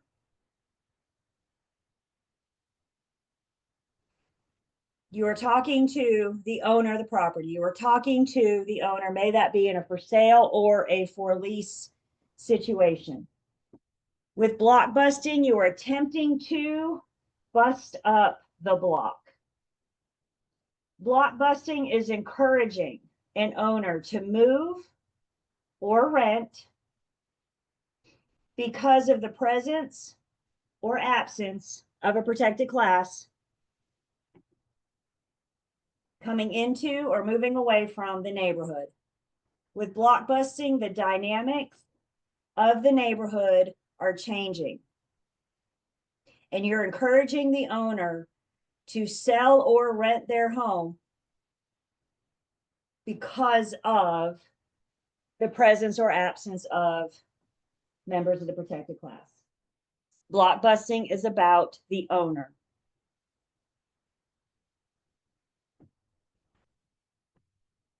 And generally speaking with this, the reason we're trying to bust the block up, we're letting the owner know there's changes coming to your neighborhood and they could decrease the value. Those changes could decrease the value. So get out now while you still can. You're attempting to bust up the block.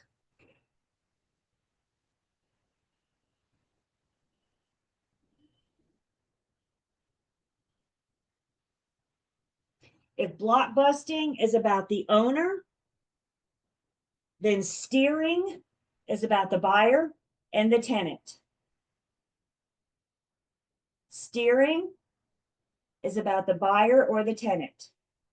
And based on the buyer or the tenant, we're steering them into or away from a certain neighborhood because of the presence of protected class or the absence of members of the protected class.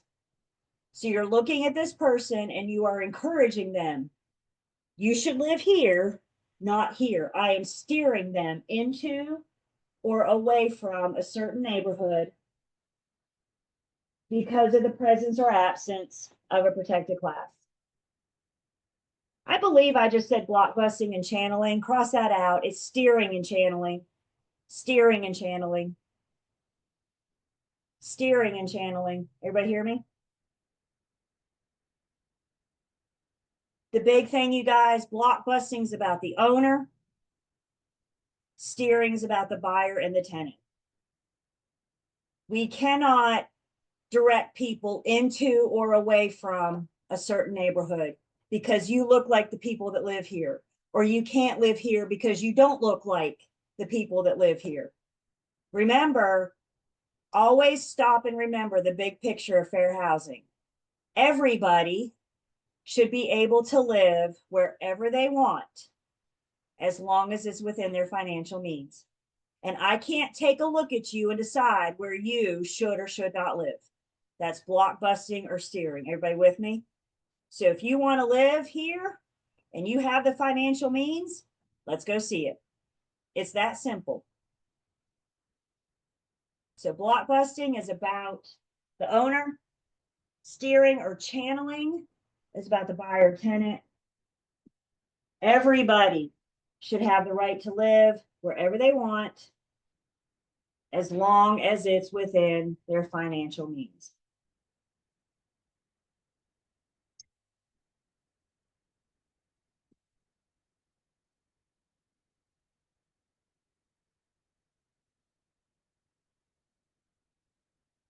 Another prohibited act under fair housing is redlining. Redlining is about the lender. Redlining is about the lender. Once upon a time ago, many years ago, lenders, mortgage officers, mortgage companies would have a big map of the city on their wall. And they would actually take their red pen, their red marker, and walk up to the map and say, all right, guys, we are not going to originate home loans here, here, or here. They would actually draw out certain neighborhoods, certain communities, certain subdivisions, and say, based on its location only, we're not going to give you a loan. That's called redlining. And today, that's not allowed. Whether or not you get the loan comes down to your debt to income ratio, period. So the lender cannot deny originating the loan solely based on the neighborhood. Some loan types may prohibit on certain property conditions, but never about the neighborhood, the community, the subdivision as a whole. Shoot me a text or a message real quick and let me know you're back. Thank you.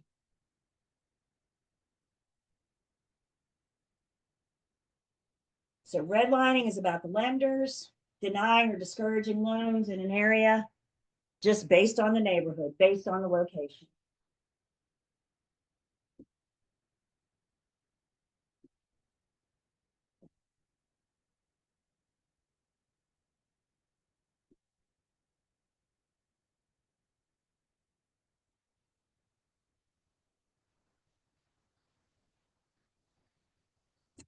Another term to be familiar with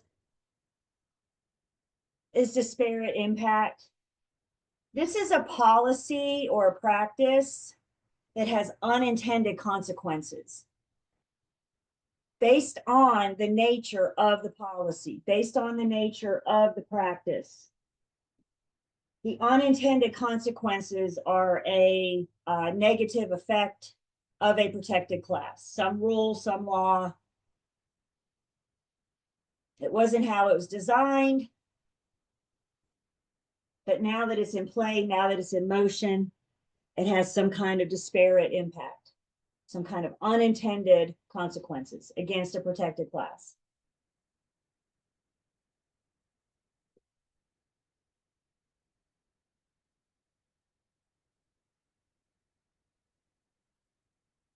I think we see this a lot in employment practices. You can see it in housing as well, but certainly some employment practices, something that's been addressed across the board, making sure that all of our policies have the same consequences for all.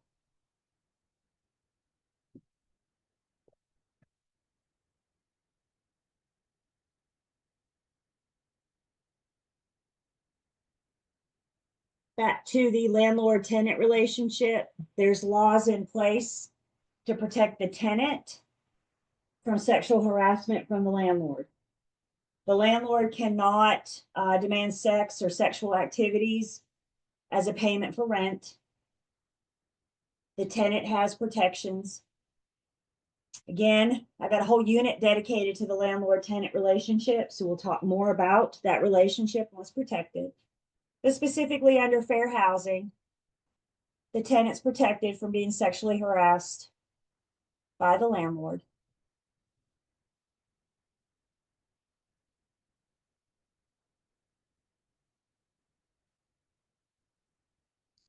You may want to make a note, maybe not now, but at some point, there's a movie, you can find it on YouTube.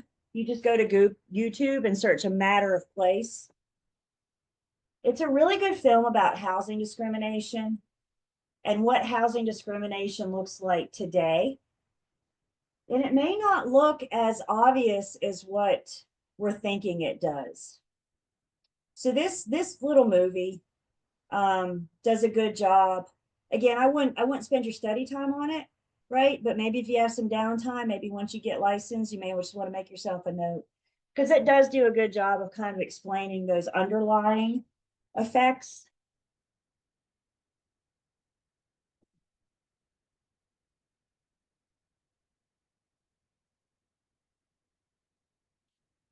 Questions?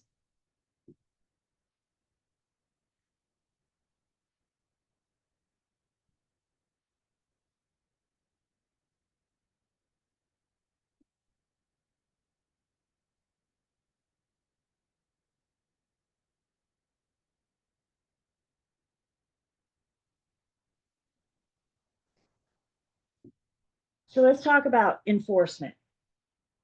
As mentioned, fair housing is a product of HUD. HUD is the Housing of Urban Development. And under HUD, we have the Office of Fair Housing and Equal Opportunity. And the Office of Fair Housing and Equal Opportunity is who enforces fair housing. So if somebody feels for housing, for their dwelling, may it be a rental or for sale, an individual feels that they were discriminated against in selling or buying, leasing or renting their home. An option they have is to reach out to the Office of Fair Housing and Equal Opportunity and file a complaint. The complainant has 1 year, up to 1 year after the offense to file the complaint. After that year, you've lost your right to file the complaint. So as with any kind of lawsuit or any kind of complaint, do it sooner rather than later. We don't want that timeline to run out. So the complainant has 1 year. The Office of Fair Housing and Equal Opportunity will investigate the complaint. They'll first ask themselves if there was, in fact, if there appears to be a violation of fair housing. And if they determine that there appears to be a violation of fair housing, then they will launch an investigation. They will go to the person that the complaint is filed against. If you're a property manager, or if you have an apartment complex, they may want to see your files. They may want to see your your tenant applicants. They may want to see who you denied and why. When I'm saying they are launching an investigation, I mean they are there in your office, in your files. They are determining that your practices are compliant with federal fair housing. If they deem that there was a violation, then they will seek penalties. They will seek punishment. There is no standard across the board. This is what they're going to do to you. It's a case-by-case situation. They're going to review case by case. And the Office of Fair Housing and Equal Opportunity may also refer the complainant to a judge. They may suggest that you hire an attorney and file a suit. Or maybe the Office of Fair Housing and Equal Opportunity will handle the processing the complaint themselves. Again, there's no right answer to that. It depends on the circumstances, how many people are involved, how many offenses are we looking at here. And look, when they're launching this investigation, they may talk to all tenants in the building to get their perspective on it, right? They're going to talk to as many people as they can. They're going to gather their information so they can determine if there was, in fact, a violation of fair housing. They may, you know, if it was maybe a misunderstanding, maybe a slight infraction, they may just require training and education. They may also impose fines on the one that violated fair housing, on the property manager, the owner of that apartment complex, for example. Maximum fines for violating fair housing. The first offense, I was going to say not near as severe as the second, but the first offense is pretty severe, yes? So it could be X amount if you're an individual or if you're an entity. Fines could be higher, even the third violation. The third violation, you very well might be looking at prison time. You don't want to come across their desk at all, but going across their desk multiple times, it's going to get worse each time.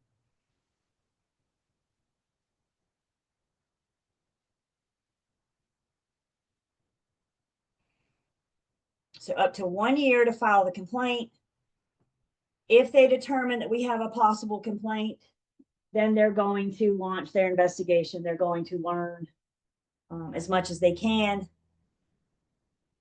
and punish accordingly.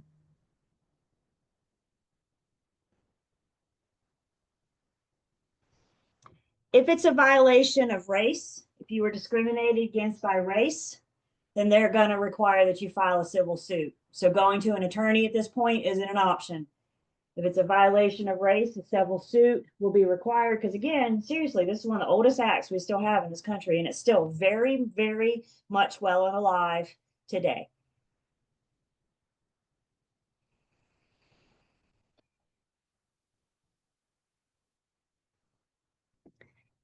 Department of Justice may get involved. The DOJ may be involved. Again, if we have repeated offenses, we might get bigger. And guys, we mentioned E&O insurance. That's not going to cover for fair housing violations. E&O is only going to protect us for negligent acts. It's not negligence to violate fair housing. Again, I honestly don't know something that can get you in trouble faster than violating fair housing. With the law, of course, this is a violation of license law and commission rules, so we're looking at disciplinary action of our license. And E&O is not going to help you. Yes, Brittany. I just want to have clarity on it. So the Civil Rights Act of 1866, that's just strictly about race, and that is a civil suit. Yes. The 1968 is against the protected class, and that is filed to HUD. HUD, fair housing. Yep. Yep. So bottom line, because I don't believe that the general public knows this. So if they know a broker, we can help point them in the right direction. But bottom line, I think most likely what's happening, somebody feels that they were violated because they're a member of the protected class. Probably the first place they're going to go is to an attorney. And then the attorney can help guide them again if they deem that there is. But I do believe that most of the public is going to start by talking to an attorney, and then the attorney will. But if they go on their own, quick Google search might tell them also where to start. If they come to you as a broker, again, we can help point them in the right direction. Y'all do not give them legal advice. Do not tell them what's going to happen to them. Everybody hearing me? You just acted like an attorney. So they come to you and we can point them to HUD. We can point them to a civil suit. We can point them to an attorney. Never look at anybody and say, oh, I'm sure they didn't mean it. Don't worry about it. Do not, ever.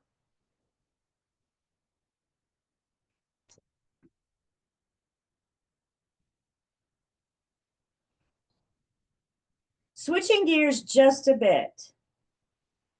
What we've been talking about up to this point is federal fair housing. Federal tells us that that's nationwide. I don't care what state you're in, federal fair housing applies. Let's hone it into North Carolina. We also have North Carolina fair housing.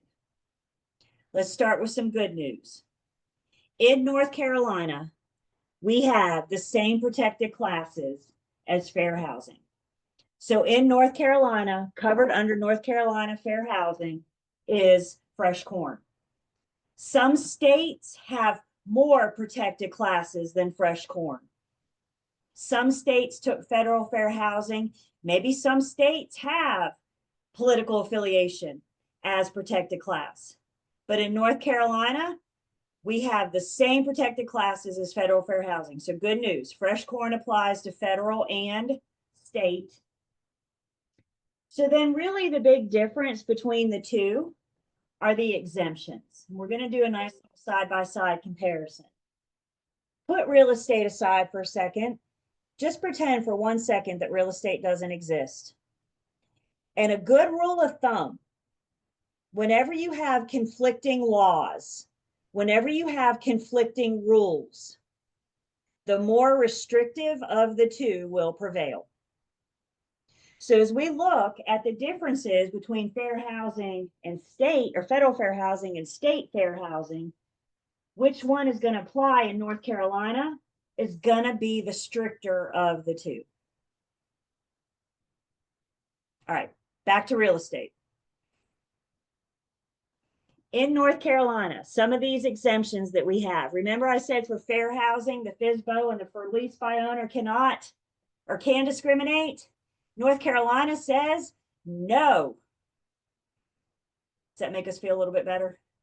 So in North Carolina, under North Carolina fair housing, the for sale by owner and the for lease by owner is not exempt. If the FSBO is brought to trial, if the FSBO is brought in for violation of fair housing, quite frankly, it depends on where it started. Where did the complaint start? The state level or the national level? But because in this case, North Carolina rule is stricter than fair housing, in North Carolina, the FSBO cannot discriminate. We need to know those exemptions to get us through the test. We need to know that federal will allow it, state will not. Everybody with me? Does that make us feel better about? And North Carolina just made it a better state, didn't it?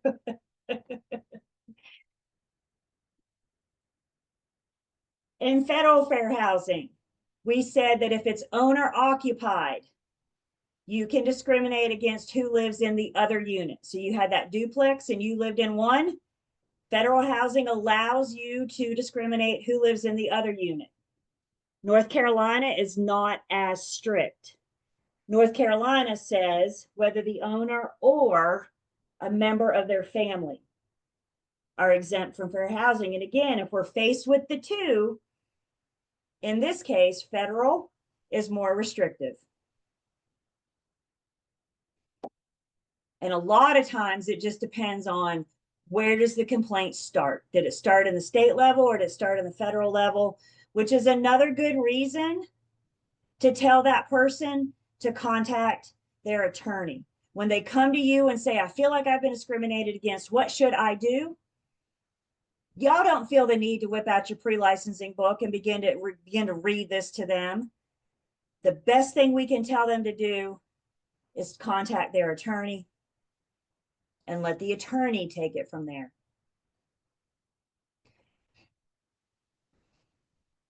There's another exemption that we have in North Carolina that federal does not. So a new exemption just for North Carolina. We do have an exemption for our single-sex dormitories. So think about our college dorms, our military barracks. Those are going to be exempt from fair housing.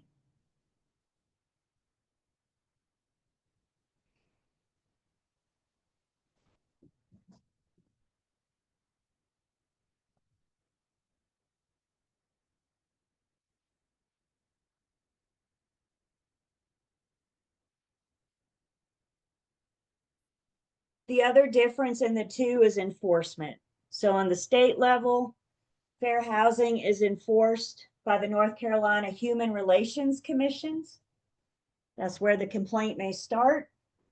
Once again, the complainant has up to a year. So a year after the offense, a year after you felt like you were discriminated against, after that year, you may have lost your right to enforce. So as always, if you're going to sue somebody, if you're going to enforce, please do it sooner rather than later, because we don't want that statute of limitations to run out on you. The North Carolina Human Relations Commissions, again, would launch an investigation. They would want to talk to all parties involved, gather the information, get as much information as they can. They may first attempt to attain voluntary cooperation of the one that did the offending. Kind of get you to fess up, own up. Maybe they won't be as harsh. If you admit that you were wrong, you admit that you did wrong. Take those couple extra steps to get some additional training, some additional education, so you don't make those mistakes again.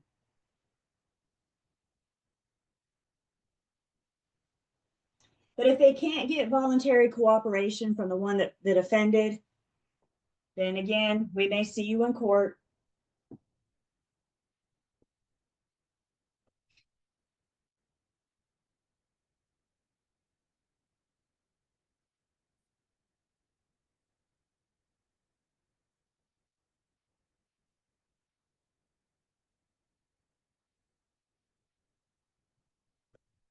As we just said, to see it in writing, putting real estate aside for just 1 second, anytime. Remember Unit 2, we talked about zoning and restrictive covenants. Whenever you have two conflicting laws, which one's going to apply? The stricter of the two. So we're saying the exact same thing here. Whenever you have two conflicting laws or two conflicting rules, the stricter of the two will prevail.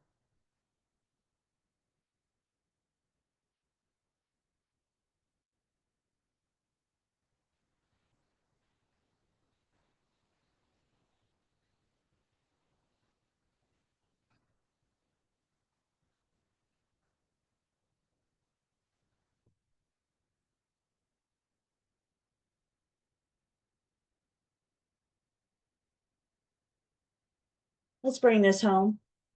Let's talk about what federal fair housing and state fair housing mean to us. And this is what I need us, the future brokers, to understand. Your intent doesn't matter. It's how you made somebody feel. Maybe you didn't mean to make them feel like you treated them differently than everybody else. But if you appear to have discriminated, they don't need to prove your intent. Discrimination is discrimination, whether you meant to or not. Let's say, for example, you're doing an open house on Sunday, and for your safety, you choose during the open house to keep yourself positioned by the front door so you can welcome people and thank people for coming as they come and go. You're not sideswept by somebody, right? You're choosing to keep yourself at the front door. Somebody comes into your open house and you say, welcome to my open house. Feel free to tour the home. If you have any questions, I'll be right here. Let me know when you're done.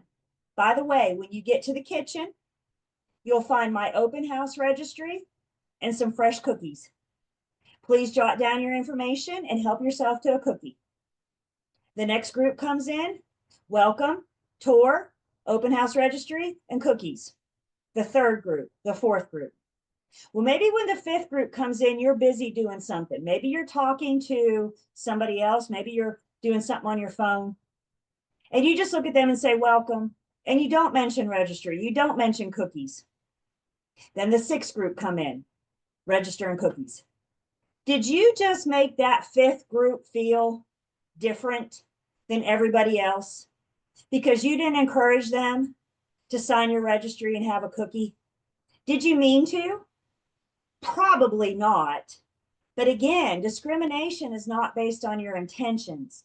It's based on how you made them feel. Did you make them feel like you treated them differently? Because everybody else that came in behind them, they heard you say registry and cookies. And they heard you say that to everybody but them. Did you just make them feel differently? They may feel that you discriminated against them. So, guys, please hear me. As the broker, what you do for one, you do for all. It could be as simple as a cookie. It could be as something like signing my listing agreement or my buyer's agency agreement. Remember that buyer that called you in front of 123 Main Street and said, can you come show it to me now? This is why you need a personal policy, never to meet strangers at a vacant house by themselves for the first time. That's not only for your safety, but if that's your policy, that's how we're going to treat everybody. That's what we're going to do every single time. So having your policies in place, having those checklists, making sure we're doing the same thing for everybody every time. I cannot guarantee that you won't get a complaint, but what I can tell you is that if you can show, this is what I did for every single seller I've ever worked with my entire career. Here's the checklist from my buyers. You guys with me? Because remember, what are we documenting? Everything. And I'm such a fan of checklists for so many reasons. But one of those reasons is to show I did the same activities, right or wrong. I did the same activities for every single potential seller, for every single seller client, every single buyer client. Does that make sense? Checklists. Your firms, most of your firms will have kind of generic templates for you to kind of take and make your own. Use checklists, especially once you guys get going in your career. I remember the height of my sales career. I had 9 things under contract at one time. I had a lot going on. Now, they didn't all go under contract on one day. They didn't all, right? They were staggered. But at one point, I woke up one morning and I said, buyers and sellers, have 9 things under contract. If it went for checklists, there's no way I could have gotten through that. The other thing that we need to know, particularly for property management, this could apply for anybody, but particularly for property management, the other thing to know is that HUD or the North Carolina Human Relations Company can test a company. Anybody ever work in restaurants before? Restaurant employees will tell you they like to send secret shoppers out sometimes, right? Right? You get customers that are there to eat, but they're also there to rate the server and the restaurant. HUD and the Human Relations Commission can also send out secret shoppers. They could have people call and ask questions. They could have people call and say information. They could have you come into your property management office. Many years ago, I had a lady in pre-licensing, and it was a night class I was doing. And she worked at one of those really large apartment complexes. I think she said they had like 150 units. And the poor thing dealt with all those tenants all day, every day. And she'd come in frazzled sometimes, especially at the first of the month when rent was due. I mean, she came in looking like she had a day because she had. And she told us, as being part of one of those large property management companies, they got calls on the regular. I hate to say they were trying to bait them, but let's be honest here. They would say things and ask questions and see how she responded, see how they responded. Now, she said the first, time or two, they'd be like, okay, by the way, I'm with HUD and that's not appropriate. So here's some literature, here's some information. So they give you a couple warnings. But then after a while, if you're still not abiding, if you're still not following, then they may start imposing the fines. Then we may stay looking at criminal. So just know, when that buyer calls you or that tenant calls you, they may be testing. They may be, think of like a secret shopper.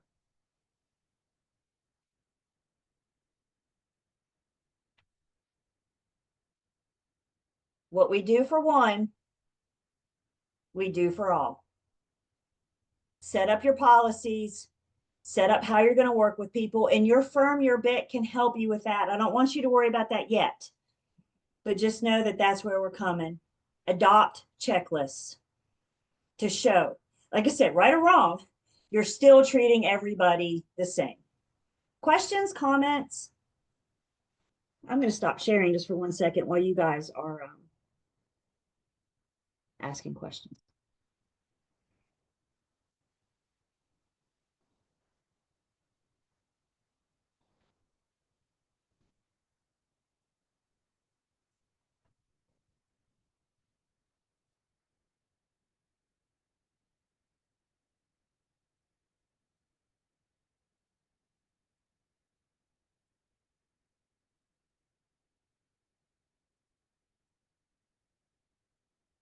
If you guys will, turn with me in your books to page 84.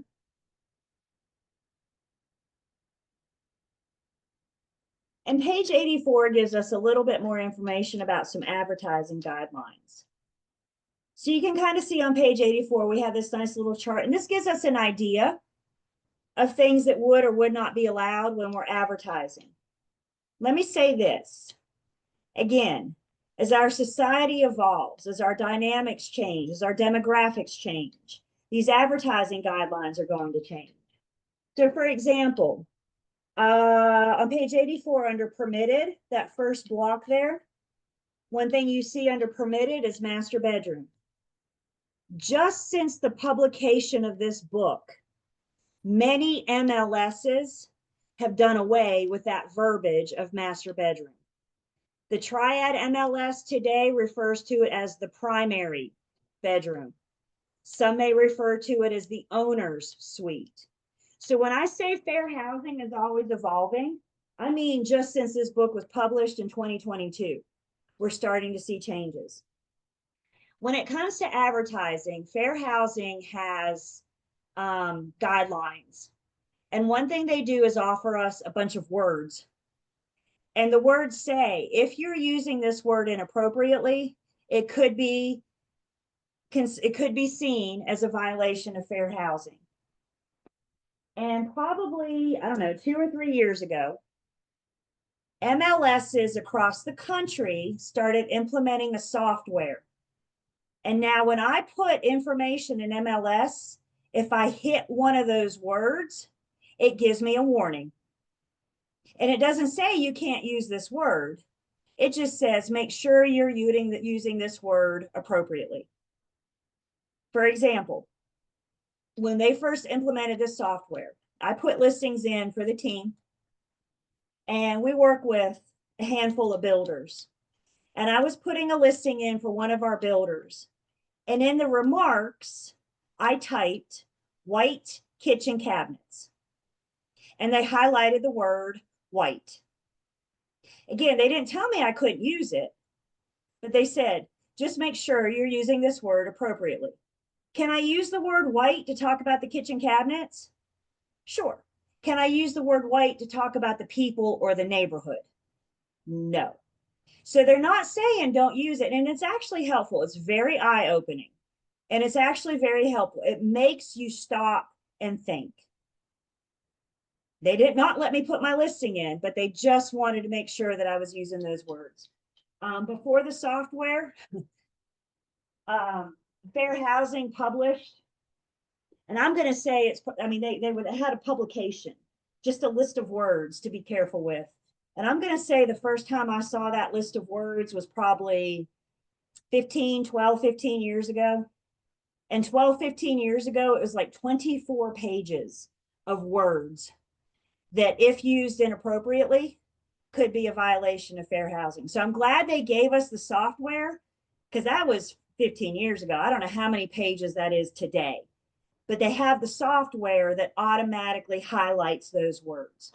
So just make sure, again, understand change is inevitable anywhere you go. And that does include in real estate, and that does include in fair housing. So it's so important that we're always up to date on current fair housing. We're getting, April is Fair Housing Month for the National Association of Realtors. So April is a good opportunity for your firms to readdress fair housing.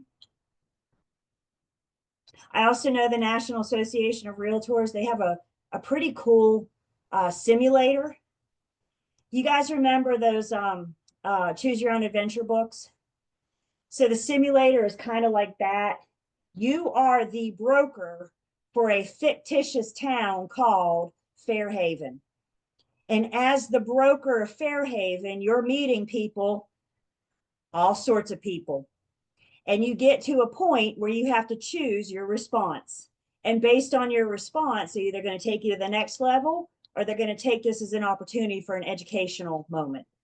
So again, just you can't get into Fairhaven until you get into NAR, so that you guys can't see that yet. But just know that there's so much out there to help us better understand, to make sure that we are, again, we're all sitting here right now going, Julie, I don't discriminate, whatever, it's all good. It's worth learning more about, it's worth looking into to make sure that your actions aren't perceived. The other thing I want to point out in your book, starting on page 86,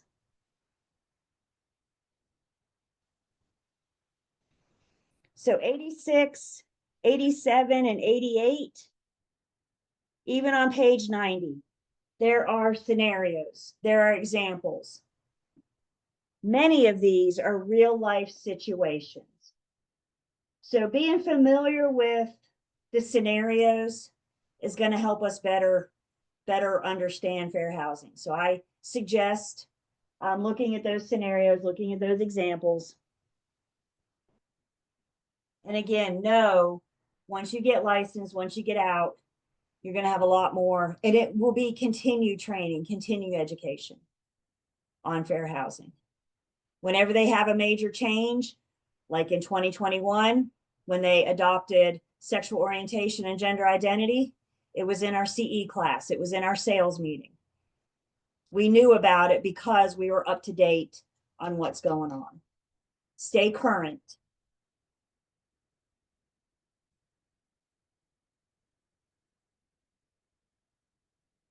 Questions or comments?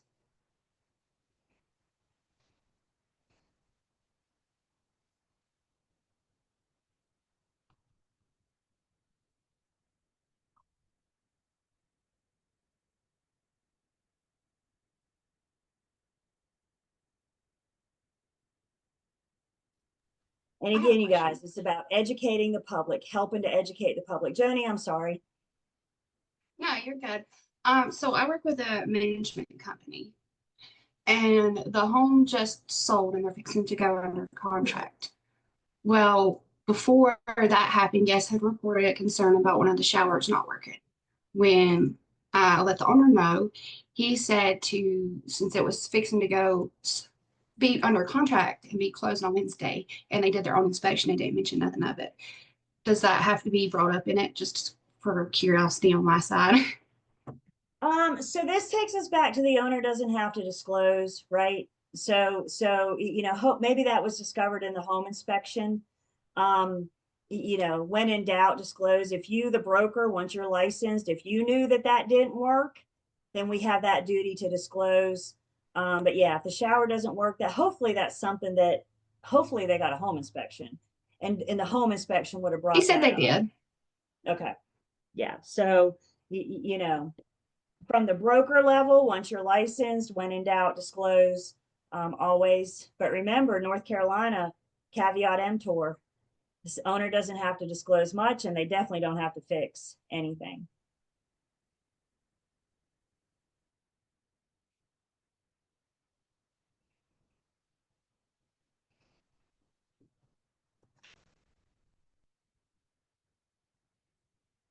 The last thing I want to point out, turn with me on page 89.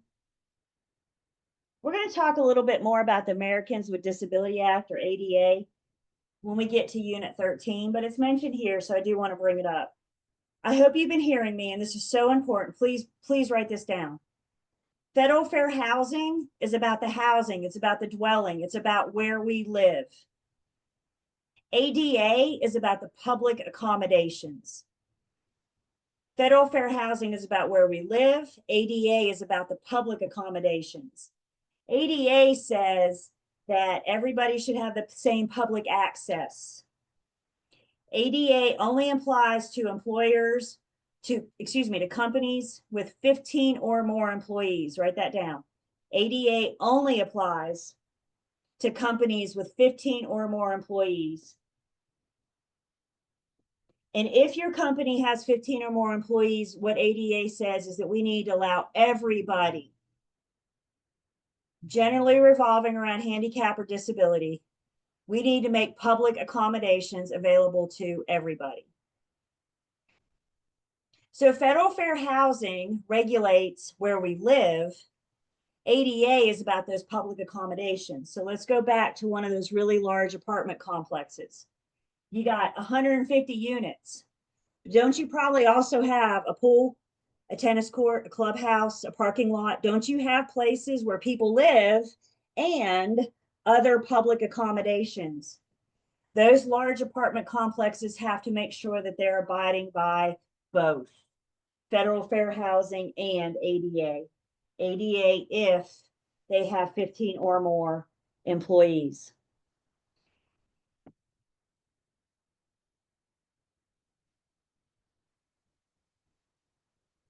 ADA also says that a landlord cannot charge a pet fee for a service dog.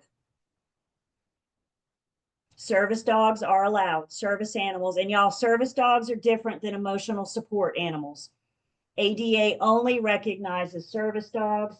That service dog cannot be denied into your place of employment.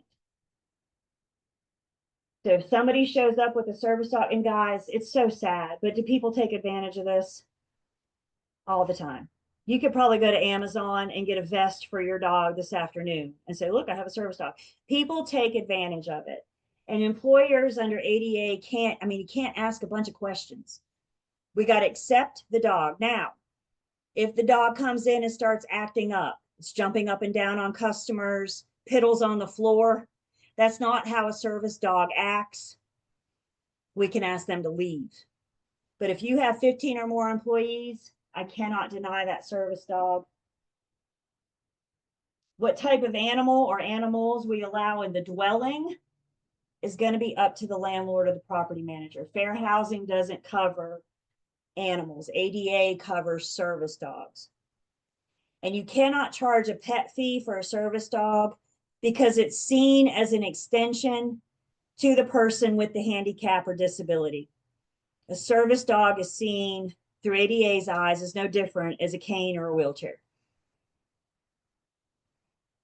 Little bit more on that when we get to 13 is our landlord tenant. We're going to look more at ADA and how that applies, what those pet fees look like, how that relates to your security deposit, all that good stuff. But I did just want to bring it up here, and I want to make sure that you guys have the 15 or more employees. So if your place of employment has 14, you don't have to abide by ADA. You can, but you don't have to. 15 or more employees. And what I need you guys to hear most importantly, problem topic all day long. Federal fair housing is about the dwelling. ADA is about the public accommodations. Do a side-by-side comparison in your notebook. Head bobs, everybody's hearing me. Federal fair housing is about the dwelling where we live. ADA is about the public accommodations. So again, those large apartment complexes, if they have 15 or more employees, they got to follow both. Yes, Kai, hey. Yeah, I had a question, like, so if you had like a tenant and they had like a disability and they had a service dog, but you wanted absolutely no dogs on the property, you would still have to approve them. Because the service dog is not seen as a pet. Right. So like, would you be able to like add your own verbiage into the lease saying that, wow, okay, that was The my question. service dog is not a pet. You can say no pets, but that's not a service dog. There's a lot to think about before you become a landlord. There's a lot to think about. And that's why I think Unit 13 is very, very eye-opening. But yeah, you can't deny somebody rental solely on the fact that they come, well, I don't want dogs. That service dog is not a pet. We had a family from out of state came into town last weekend, and we all went out to dinner, and they brought their son with them, and their son has a service dog. And that thing, y'all, we were in a busy restaurant on a Friday night with people and food and all sorts of things. You know how the atmosphere, right? There was a lot going on. Y'all, that service dog came in, laid down underneath her owner's feet, and stayed like that through the entire dinner. That's how a service dog acts. I forgot she was down there, honestly. That is how a service dog acts. If she wasn't a service dog, she'd be up on the people and the smells and the, right? We know how our puppies can get. These are not pets. I forgot she was there. We got up to leave and I was like, oh yeah, there's a dog. Totally forgot about it. Can any breed be a service dog? Yes, any breed. Well, let me rephrase that. ADA recognizes all breeds. So, yep, ADA recognizes all breeds.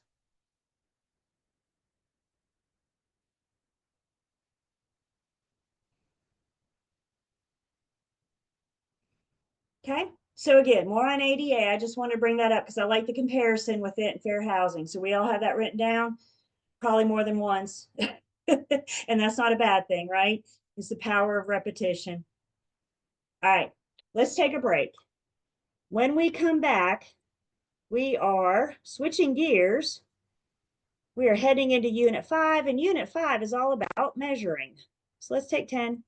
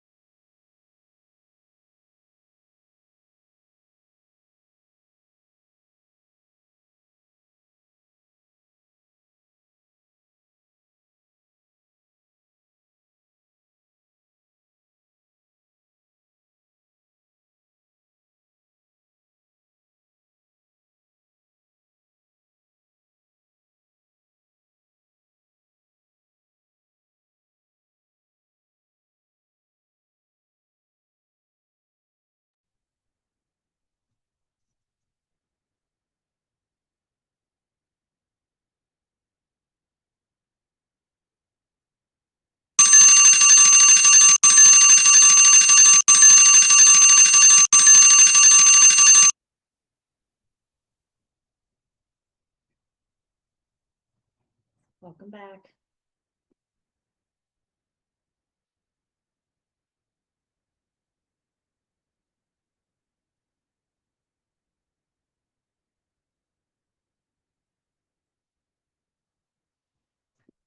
So we're back, and I am taking attendance.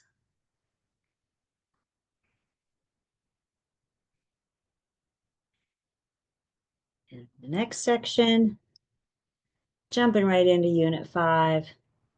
And Unit 5 is about measuring specific for residential properties. So we're going to talk about what that means, what counts, what doesn't count, and of course, whether or not you're responsible for measuring your own listing or not. What's the broker's roles when it comes to measuring? So to get us into Unit 5, we're going to talk about your total heated living area, your total living square foot. We're going to talk about above grade and below grade. We're also going to talk about square footage. We get to whip our calculators back out in Unit 5, and we're going to look at determining the square footage of a house and a lot. So it might be that you're measuring the property. Very rarely are we called on to measure lots. That's usually the job of the surveyor. But we're going to be given those lot dimensions. So how we can figure out that area. And remember, we've already covered, so we're going to see a brief review on how we can convert the square footage of a lot into acres. So for fun, why don't you guys do something for me? Everybody ready? And I need to hear from everybody. Tell me in a chat, everybody, how many square feet are in 1 acre? What's that magic number? How many square feet are in 1 acre?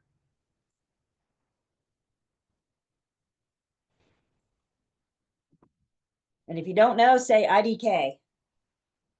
I appreciate the honesty.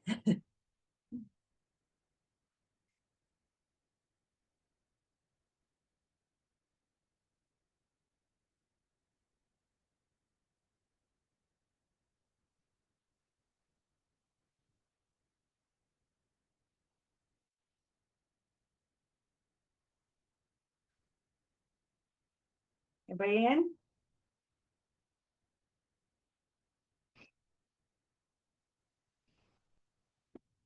So the magic number, how many square feet are in a lot? 43,560. 4 little old ladies going 35 and a 60. Remember them? We got behind them on the 2-lane road when you were in a hurry and a no pass zone. We know them. 43,560, and that's the magic number. Again, convert that square feet to acres, acres to square feet. But we're focusing more on the area of the lot, square footage of the home, that kind of thing. So let's start. The burning question on everybody's mind is, do I have to measure my own listing? So you have a listing coming up. We have most MLSs require total heated living area, require that square footage. And so the question that many of you have is, do I, as the listing broker, have to measure my own listing? And the short answer is no, you don't have to measure your own listing. You can hire somebody to measure your listing. So you could have somebody else do it. Listen to me. If you're going to hire somebody, you need to hire somebody with more experience than you. Don't hire, the agent in your office that's only been at it for a couple years. You need like a general contractor, an appraiser, right? Somebody that does this for a living, somebody that understands. Because guys, this is important. Whenever you list it, whether you measure it or not, that square footage must be accurate. Listing agents, you are responsible for the square footage advertised in the MLS. Y'all want to hear the reality of this? The last 3 e-bulletins, the last 3 months, there have been disciplinary actions over inaccurate square footage. And I'm talking like disciplinary action is when your inaccuracy is off by at least 10%. That's huge. That's huge. So whether you're going to list it or whether you hire somebody to list it for you, and we'll say more on that. I'm sorry, whether you're going to measure it, excuse me, whether you're going to measure it or you're going to hire somebody to measure for you, it must be accurate. Because everybody hear me, you, the listing agent, are responsible for it, whether you measure it or not. The Real Estate Commission says that total heated square footage is not a material fact. Square footage is not a material fact, but if you list it, it has to be accurate. With that being said, many MLSs require it. So even though the commission doesn't deem it as material, if the MLS requires it, that means you're listing it, you're putting it in your listing, and if you're doing that, it needs to be accurate. So listing brokers, either you're doing it or somebody's doing it for you. You've hired somebody to do it. What about a buyer's agent? Does a buyer's agent have to measure a home? No, no, we can see the MLS advertisement. We can see what it's listed as. So buyer's agents, we should be able to rely on what's in MLS. Unless your little red flag goes up and you don't think this looks right, or your buyer has a specific need. If your buyer needs a room with these dimensions, then I have a duty to make sure that that is going to fit, that that is going to meet. Remember, if it's important to my buyer, then it's important to me. Now, guys, here's the deal. And I'll be very honest with you. I don't have, I guess they call that spatial ability or dimensional ability. Like I can't walk into a room and tell you a couch will fit there. I can't walk into a room and say, this is how many square foot. I just don't have that space in my brain to be able to tell you the size of something by first glance. And I think most of us could kind of agree. However, I need to be able to walk into a room and know when it's way off. I need to be on alert with my little red flag. So let's say I'm showing you this room, and I don't know, I've never measured this room, but let's say this room is advertised as 450 square feet. And we walk in here and I say, my goodness, this doesn't look like 450 square feet to me. I don't know what it looks like, but it doesn't look like 450 square feet. If I just said that to myself, then I threw up my own little red flag. And I'm going to do a quick measurement of this room to verify. So in time, you'll start to have a better idea of what a 1,200 square foot house looks like versus a 2,500 square foot house. They're not going to get down to minute within 5 feet, within 5 square feet. But we do need to be able to roughly eyeball. And if something doesn't look right to you, then we have a duty to verify that for our buyers. When we measure properties, we're not just out there willy-nilly. Measuring homes comes with guidelines. And specifically, the Real Estate Commission has published a booklet called Residential Square Footage Guidelines. This is Learn, Test, Pass. If you want to view it, please don't spend all your study time on it yet. Most of your firms will provide you with a copy of this thing. This is a publication from the Real Estate Commission that tells us how we are supposed to measure, how we are supposed to count that living area, those square feet. We're going to get more into this when you guys come to post licensing, but I'm going to tell you right now, the best way to measure a house, the best way to learn is just to do it, be thrown in the deep end. So again, you guys coming in as provisional brokers, you're going to have a BIC, and maybe your BIC has a seasoned agent in the office and they know that seasoned agent's getting a listing. So they may send you to shadow that agent measuring a home. They may allow you to observe measuring a few times. The first time you measure your own listing, hopefully you'll have somebody with you, guiding you through shadowing. Even if you're not going to measure your own listings, you still need to be aware of the residential square footage guidelines, and whomever you're hiring to measure your own listings, you need to hand them this brochure and say, If you're not going to do it this way, then I can't hire you. The Real Estate Commission identifies one proper way to measure a listing, and that's what's spelled out in their guidelines. Everybody with me? So that general contractor you're hiring and says, I know what I'm doing. I don't need that. Red flag. Find you another general contractor. Please also note the guidelines for residential are different than measuring commercial. So what the commission gives us is residential guidelines. Measuring commercial properties is a totally different animal, and it is beyond the scope of this class. So we're just going to focus on residential.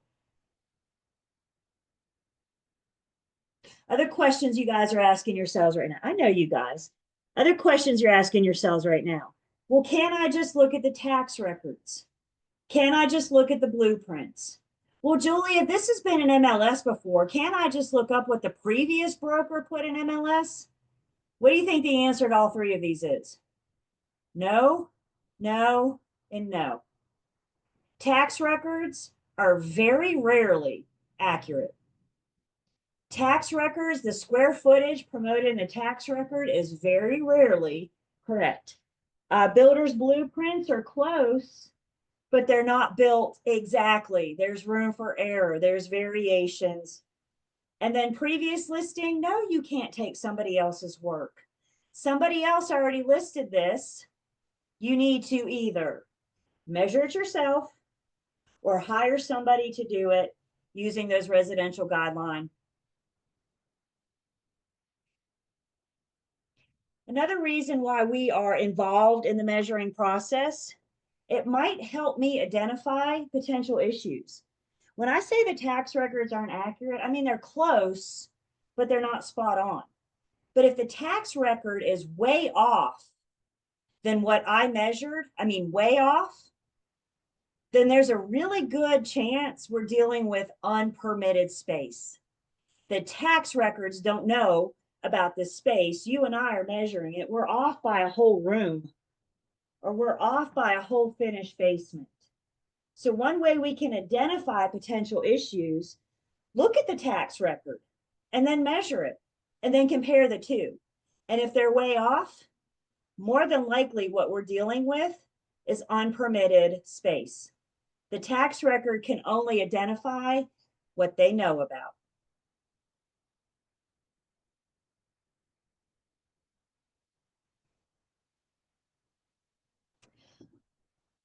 With measuring a home, we're dealing with above grade and below grade. Below grade is when you have a level in the home where at least one side touches earth. That is considered below grade space. It doesn't have to be all four sides, but if one side touches earth, touches the dirt, then it's below grade. Above grade versus below grade is more important to the appraiser than it is to me and you, because the appraiser is not going to put as much value on below grade as they do above grade. Now, it's not really my responsibility to figure out the value of above grade versus below grade, but if you're helping a seller come up with a listing price and they have any portion of their home that's touching earth, touching dirt, we need to understand in helping the seller price that below grade doesn't have as much value. It's not worth as much. We're talking about a basement. We're talking about maybe all four sides are underground. Maybe it's just one side on a slope.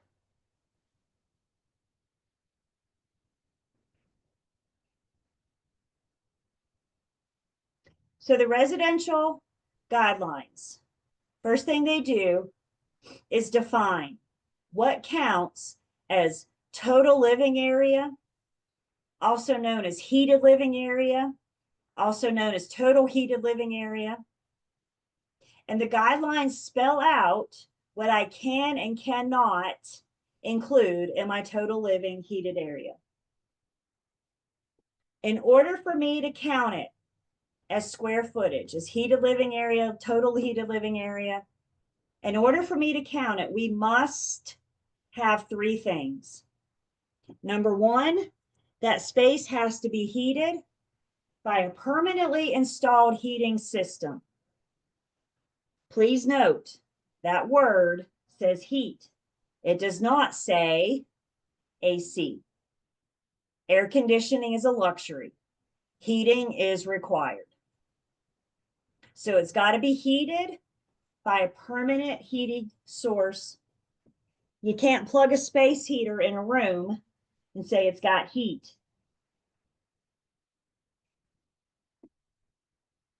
Air conditioning is a luxury. Air conditioning doesn't count. Homes don't have to be air conditioning. I know we're in North Carolina.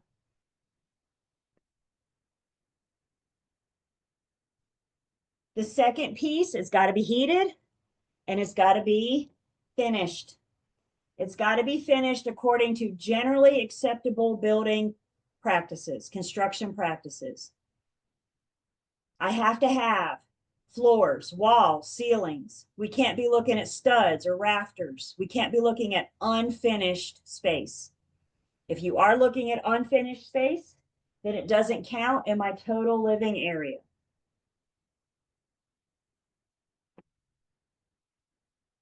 The ceilings. I need a ceiling height of at least 7 feet. If I don't have a ceiling height of at least 7 feet, then I can't count it in my total living area. Historic homes may have bedrooms on the second floor that don't have ceilings of 7 feet. We were a lot shorter 100 years ago, weren't we? And so our homes were a lot shorter. Our bedrooms were, our ceilings were a lot lower. So if you're listing a historic home and those ceiling heights aren't 7 feet, I can advertise it, I can market it, but I cannot count it in my total living area. I'm going to market all space, whether it counts or not. What we're defining here is what counts as my living area. So it's got to be heated, it's got to be finished, and then the third piece, it's got to be directly accessible, which means I need to go from heated finished room to heated finished room to heated finished room. If, let's say, for example, this home has a finished room over the garage, it's got a bonus, like an apartment over the garage.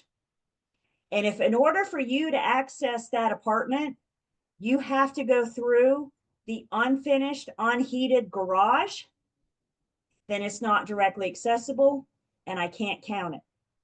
Now I'm going to market the heck out of something like that, right? I'm going to advertise it, but I can't count it in my total living area. I say a good rule of thumb. If you walk out of this room and you get cold or you're looking at studs, it doesn't count. It's not directly accessible. We must have these three pieces. And guys, this is about the time of the class that I get a bunch of questions where you have seen a space and you want to know if it counts. And I can't answer that because I've never seen it. So what I'm going to do is turn that challenge right back on you and ask you, is it heated? Is it finished? And is it directly accessible?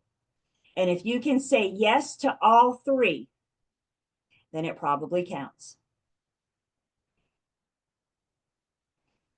Questions so far?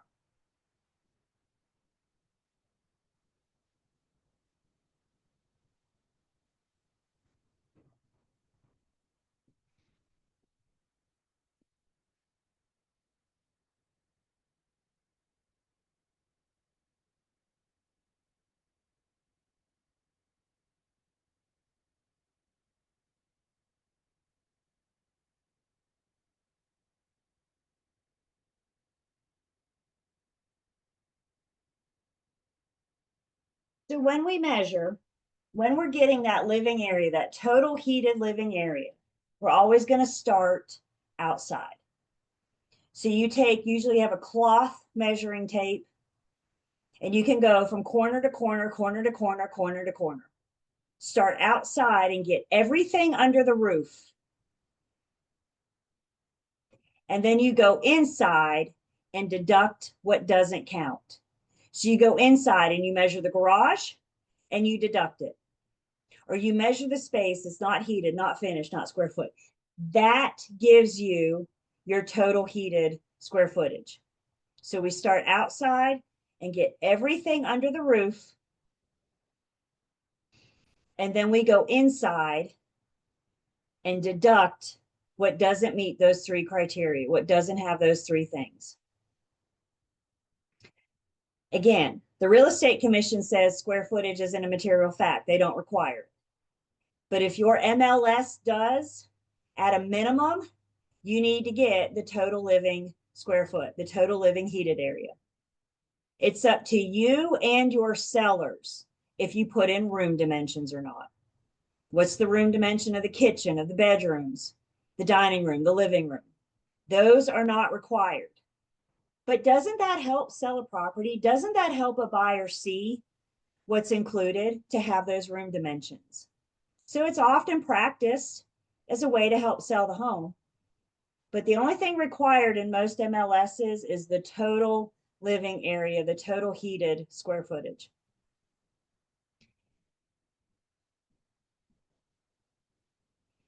Measuring outside isn't always possible. What if you have a basement that's totally below grade? I can't get to it, right? What if my second story is a different size than my first story?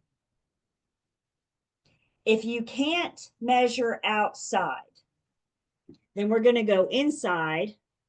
We're going to measure the exterior walls. When I say an exterior wall, what I'm saying is on the other side of this wall is the outside. Compare that to an interior wall, where on the other side of the wall is another room. So if you can't get to the exterior, you go inside, you measure the exterior walls, and you add 6 inches. And that accounts for the width of the wall. And we're going to see pictures and that kind of stuff in just a second.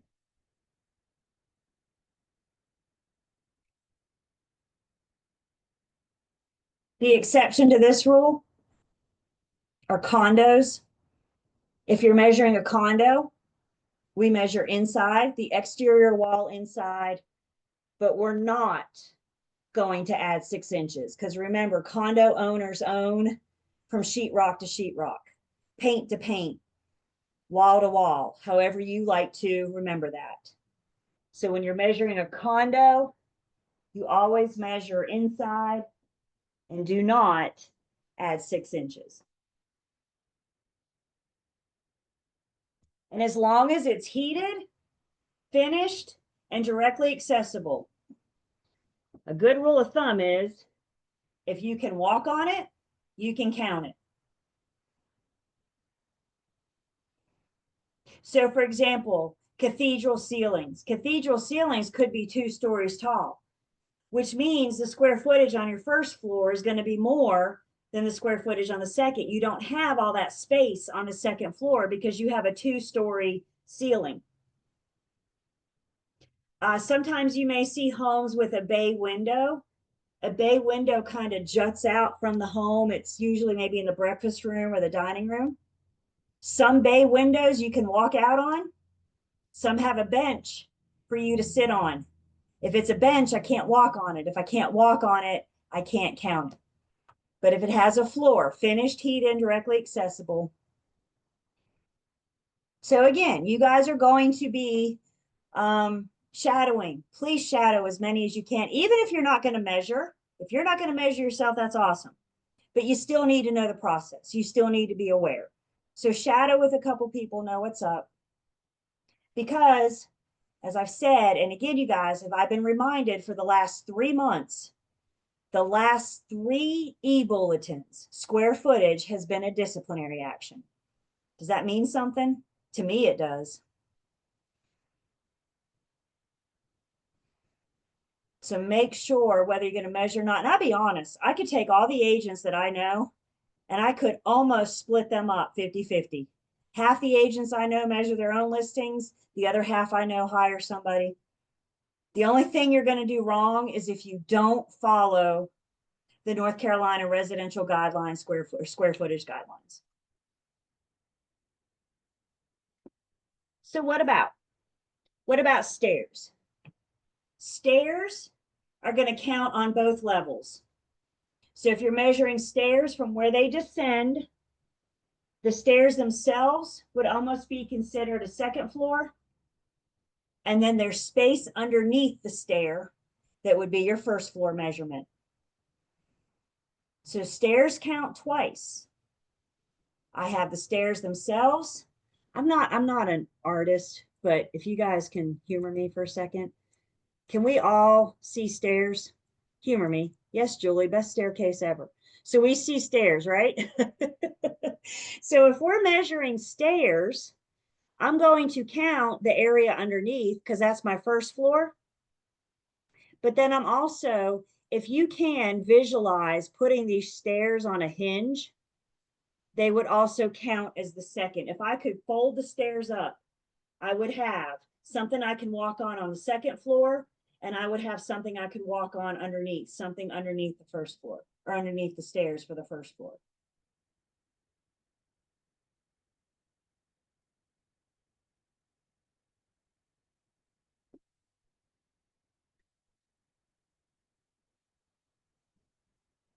What about bonus rooms? Well, first off, you always have to ask yourself, is this bonus room usually an attic or a second story? Is this bonus room heated? Is it finished? And is it directly accessible? And if you can say yes to all three, then bonus rooms count. If you say no to one, you can't count it as total heated square footage. Promote it, advertise it, market it, but don't count it as your total heated square footage. Attics, is it heated? Is it finished? Is it directly accessible? Again, yes to all three, then I can count it. Anybody ever been in an attic where you're like walking on the rafters and in one fail step, you're falling through? Yeah, you can't count that attic because it's not finished. You don't have floors. With attics, again, the ceiling height of 7 feet applies. But if the attic's walls are sloped, you may see a sloped wall. With sloped walls, it's 5 feet from the lowest point of the slope. So 7 feet ceilings, except when you're in a room with sloped walls. And I can count it if there's 5 feet from the lowest part of the slope to the ground. Bay windows, is it heated? Is it finished? Is it directly accessible? Is it 7 feet? Is the ceiling 7 feet? And can I walk on it? And then same thing for garages. Sometimes people count, or sometimes people convert garages to a finished space. So if the garage is heated, finished, and directly accessible, then I can count it. If not, I'm going to advertise a 2-car garage, but I'm not going to include it in my total heated square footage. So can I include any of these things? What's our favorite answer? It depends. Is it heated? Is it finished? And is it directly accessible? And if you say no to any one of those, then it doesn't count.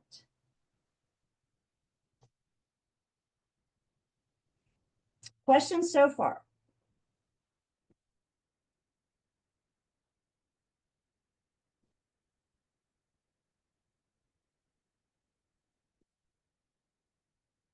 You guys have that written down? Heated, finished, directly accessible.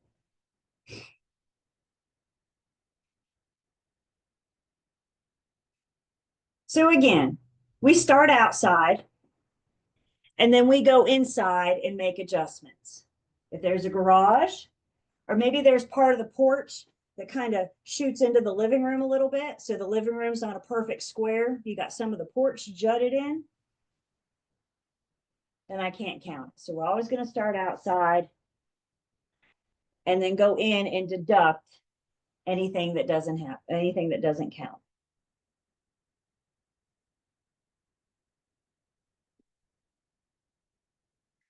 So let's put Julie's drawing skills to the test here. It's not going to be pretty, but I'm measuring a home.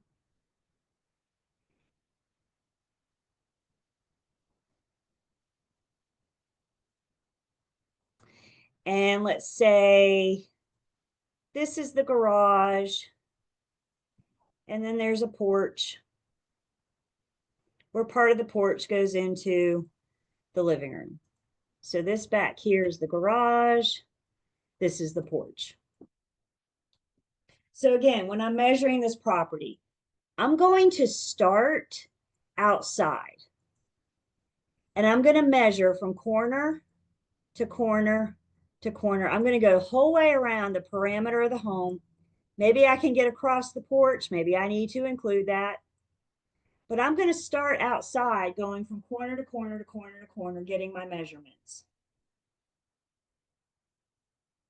And once I get everything under the roof, then I'm going to go inside and deduct what doesn't count. Well, this garage is not finished. So whatever this square footage is, length times width, gives me square footage. I'm going to deduct that. The porch doesn't count, so I'm going to go in and deduct that. So when I'm reporting the total heated square footage, I'm going to report what's left. It's not everything under the roof. It has to have those three criteria.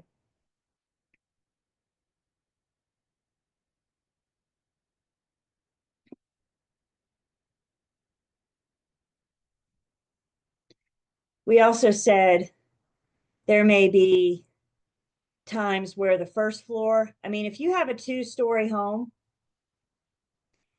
and those 2 stories are exactly the same, then I can count the first floor and let the second floor count as the same as the first. But what if you have like a bungalow where you have the first floor and then the second floor is bigger? We can only measure the exterior, the outside, from the first floor. So we're going to go outside and we're going to measure the first floor. Safety's always first, you guys. I don't want you on a ladder trying to measure the second floor. Everybody promise me?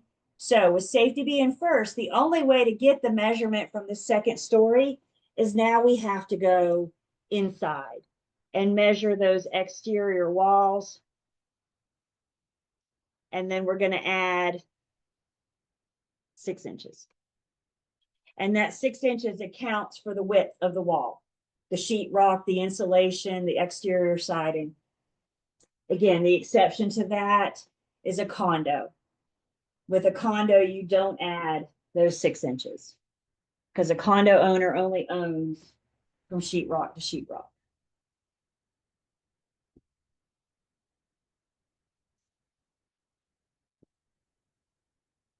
The first time you measure a house,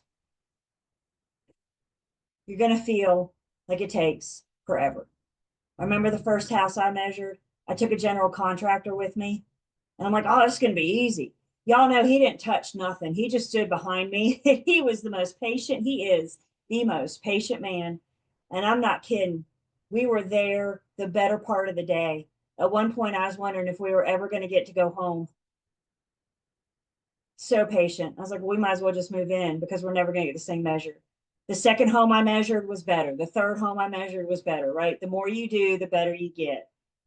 So again, before you guys start making the decision about whether or not you're going to measure yourself or you're going to use some of your marketing and advertising dollars and pay somebody to measure for you, at least give it a shot. At least give it a shot. Is that fair? Does that make sense? Don't make this decision today.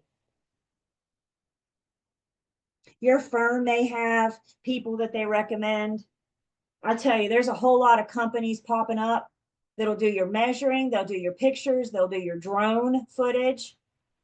You need to do your research, you need to do your homework on these companies, and you need to make sure that they follow those residential square footage guidelines.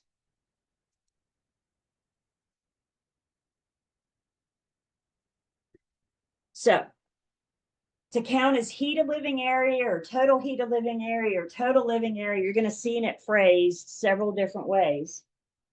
Remind me, let's see, what did we say was the height for ceilings? 7, yep, you guys are all 7, yep. So 7 feet. Again, if it's not 7 feet, then you can't count it. And where your flag went up for these are older homes.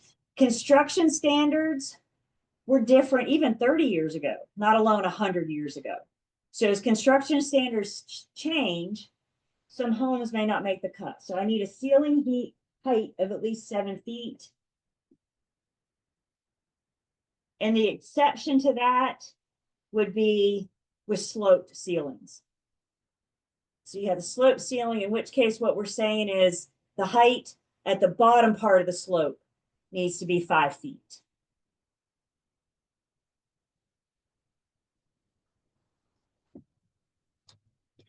And what do we mean by directly accessible?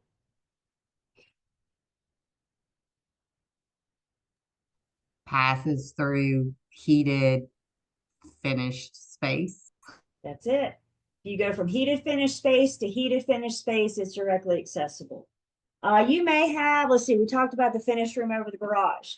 Where the stairs are, if the stairs are through the unfinished, unheated garage, then I can't count that finished room over the garage. But what if the stairs are accessible through the laundry room, accessible through the kitchen? Now I can count because I didn't get cold when I went to get to the stairs. Everybody with me? Some homes may have a breezeway that connects the door to the garage. Can I count the breezeway? Can I count the garage? Well, if the breezeway is heated and finished, then I can count it. Those are the questions you need to ask yourself on the regular. Is it heated? Is it finished? And if it's not, then it's not directly accessible. So hang tight for just 1 second. I'm going to stop sharing. And I got a little video I want to show you guys. The Winston-Salem Board of Realtors put this video out, and it's kind of a basic guide to measuring. And I think they did a good job. And we're not going to watch the whole video. We're just going to kind of watch a little piece of it because it does emphasize what we're talking about here. And I apologize. I thought I had it up, but evidently I did not. So y'all smile and wave at each other for a second while I go find this really quick. And I've been here enough, it pops up.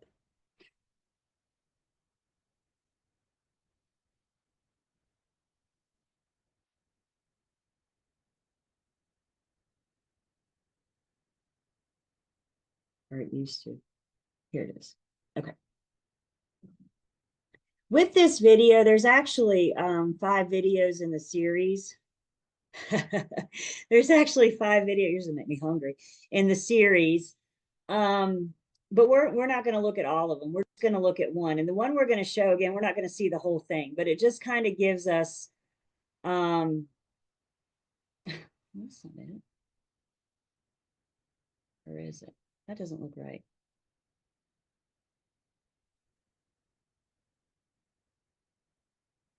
That's it. Included in the living area of the Okay, let's see what home. happened.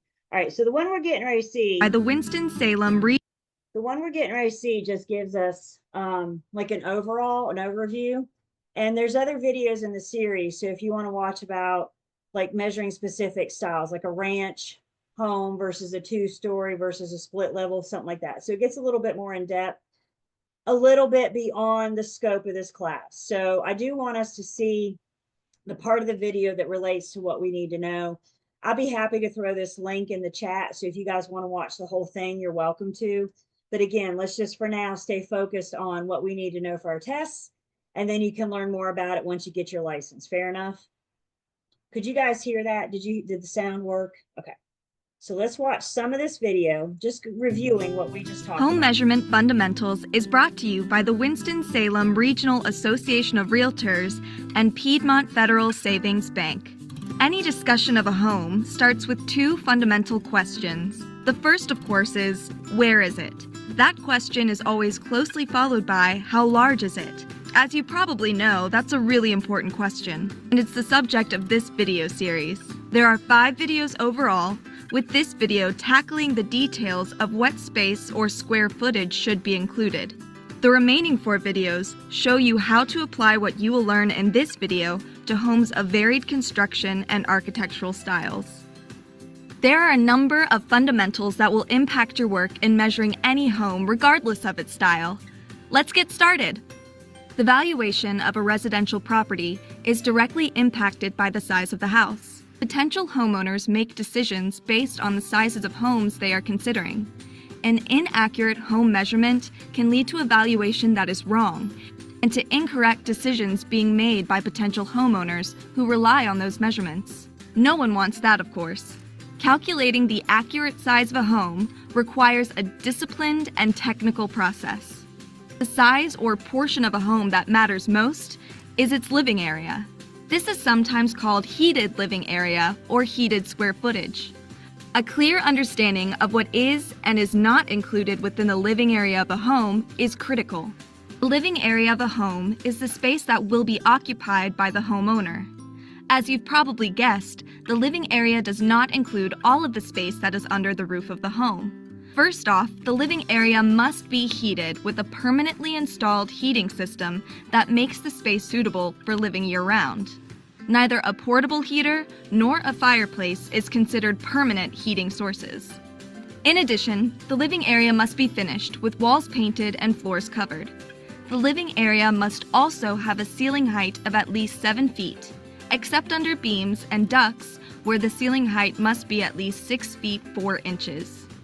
When a room has sloped ceilings, such as those often found in bonus rooms and finished attic spaces, the area of a room with a ceiling height of at least 5 feet can be included in the living area of the home, so long as at least half of the room's square footage has a ceiling height of at least 7 feet. The living area must also be directly accessible from other living areas via a doorway, heated hallway, or stairway. If a space within the home is heated, finished, and directly accessible from other living areas, it counts as a living area, and its square footage is included. Questions sometimes arise regarding whether to include a number of special areas and architectural spaces within the living space of the home. Let's run through a number of those now. Assuming that these spaces meet the criteria of heated, finished, and directly accessible from other living areas, then the following spaces can be included within the living area of the home. Attics. Again, if they meet the living area criteria, then they do count. But keep in mind the ceiling height requirements we mentioned earlier. Also, be sure to note that this space is in the attic in the listing notes for the home. Many attics will not meet the living area requirements, but some will. Basements. Remember that the space must be finished, and again, keep the ceiling height requirements in mind, as well as the need to be directly accessible from other living areas of the home. If the basement is included in living space, make note that the space is below grade or is a basement space. Bay window areas. If the space has a finished floor and ceiling height of at least 7 feet, it counts as living area. Bonus rooms, also called finished rooms over the garage, they count. Just keep the ceiling height requirements in mind. Chimney. The space for the chimney base counts as living area if it is located inside the living area. If the chimney base is outside of the living area, then it does not count. If the hearth is included inside the living area, then include the space for the hearth. Stairs. If the stairs connect living area spaces, include the area of the stairs with the area of the floor from which the stairs descend. If the opening for the stairway exceeds the length and width of the stairway, subtract the excess space from the upper floor and include it with the lower floor, regardless of the ceiling height under the stairs. Furnace and mechanical rooms. For simplicity, if these spaces are located within the living area of the home, they are included even if the living area criteria are not met. Hallways, closets, dormers, offices, storage rooms, and laundry rooms, they're all included if they meet the living area criteria. Spaces within the home that do not meet the living area criteria should not be included within the square footage of the living area, but should be mentioned in the listing data for the home. These would include areas such as unfinished basements, unfinished attics, and unfinished bonus rooms. Decks, balconies, porches, garages, and carports should not be included in finished or unfinished area calculations for the home, but are noted for information purposes. At this point, you have a good idea of what should and should not be included in the living area of the home. So I'm gonna stop it here because that pretty much, and again, not everything you're tested on, but some of it is. So I think it kind of a different way to hear it. When we go to break in just a second, I'm gonna throw this link in the chat for you guys. So if you want to grab it, you can, and see it later. But again, just keeping it simple right now, keeping it basic, get you through your tests. And then know this is something that if you're gonna be a listing agent, then one way or another, we got to get you to get the accurate square footage. Any questions? Comments?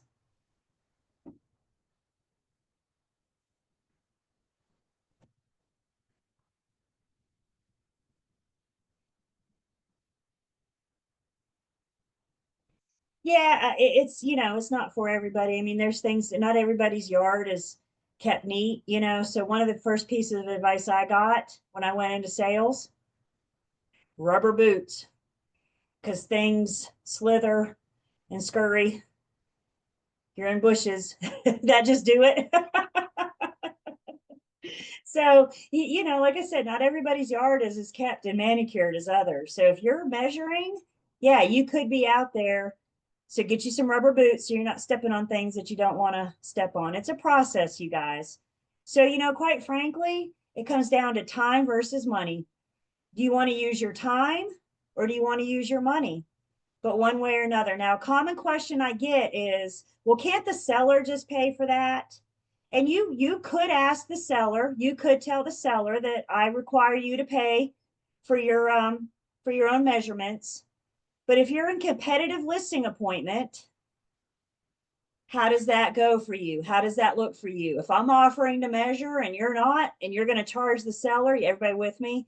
So can we get, of course we can, but guys, in the real world, that's something the sellers typically expect us to do. That's part of our job of listing their home. And look, the seller may look at you and say, well, I know the square footage. I saw it when I bought. I know what it is when I bought. But guys, the only way for you to be sure is for either you to measure it or you to hire somebody. You cannot rely on somebody else's previous work. You can't rely on the seller going, oh, it's a 1,200 square foot. You can trust me. The last 3 disciplinary actions, people have been popped for inaccurate square footage. You guys hearing me? This is something that got really big 3 months ago, and we're seeing it now. And again, it's more than like a 10%. It's like a big difference. They're not going to get you if you're 5 square feet off, but they could get you if you're 500 square feet off. That's like a whole room that you either added or didn't include. So the importance of, again, either you understanding how to measure or that you're hiring somebody with more experience. One of those disciplinary actions stated that they hired somebody to measure for them, but they didn't verify their work. They didn't verify that they were using the residential square footage guideline. So when you're hiring somebody, this is important. They need to have more experience than you. Think general contractor, appraiser, things like that.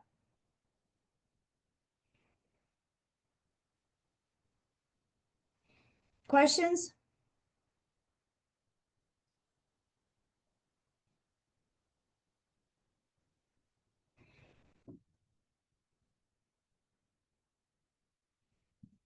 All right. Let's take our last break. Y'all grab your calculators because when we come back, we're going to do some measurement math. So let's take 10.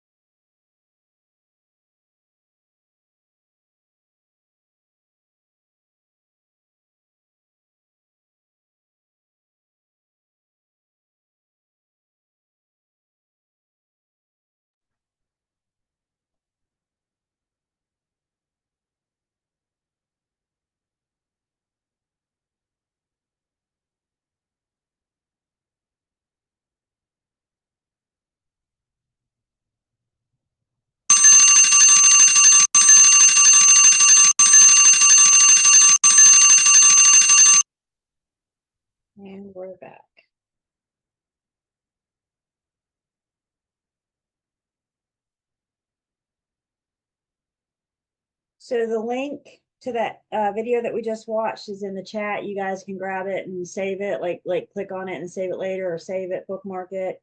Again, the first couple minutes that we watched has most of your testable material. There's still some more what you need to know, but it definitely covers most of it. Stick with your heated, finished, and directly accessible. The rest of the video just kind of goes over some of the tools that we might use to measure. So you notice the video mentioned a cloth tape. That's usually like 100 square feet. And that allows us to go the outside measurements. When you're inside and you're doing the rooms, you may find a laser measurer helpful. They're really, really something, because you can take that laser measurer, hold it up to the wall. He did it in the video, held it up to the wall and point it to the other wall and hit a button and poof, and it tells you the feet and inches from here to here. And then you go to this wall, point it and do it, it does it again. So even if you're not going to measure, considering getting one of those toys, I mean tools, because they're handy to have. Remember, your buyer walks into the room and says, "Are you sure this is 450 square feet?" It is nothing for you to run out to the trunk of your car and get that laser measure and grab that. It takes me longer to go get it than it does to actually measure this room to verify it for the buyer. Does that make sense? So even if you're not going to measure, again, if your buyer walks in the room and says, "Really, this looks a lot smaller or bigger to me," don't just assume the listing agent is correct. If your buyer's raising a red flag, if you're raising a red flag, then we have a duty to make sure that it's accurate. And listen, if you find out that the listing agent's wrong, it's a courtesy call. Listen, I just want to let you know we questioned this room, I measured it, and this is what I got. You may want to revisit that. What the listing agent does with that information is on them. One of the disciplinary actions, it was an older one, last year or the year before, the listing agent hired an appraiser to measure her listing. The appraiser's report came back and she looked at it and said, "That's not right. I'm going to put my own numbers in." And guess what? The appraiser was right. So why are you hiring somebody that you can't rely on? Why are you hiring somebody that you're not going to trust? Right?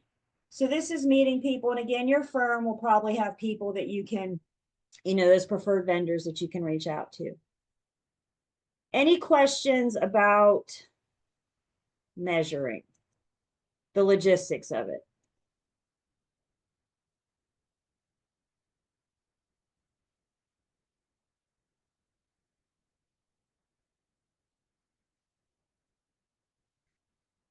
Do they measure in home inspections? Generally not. Usually the home inspectors, they're just looking for problems. They're looking for things that don't work. So that's a great question. The home inspector generally doesn't care about the measurements, but the appraiser does, because that helps them determine value. And I got a whole unit dedicated to the appraiser. We're going to put our appraiser's hat on in unit 7. So we'll talk more about what they define as value, what that looks like. So appraisers are a good one to have. Like I said, general contractors, just watch these. There's all sorts of companies popping up and they sound great on the surface. I'll measure, I'll do your pics, I'll do drone photography. Do your research first. Do your homework before you allow them to do that work for you. Fair enough?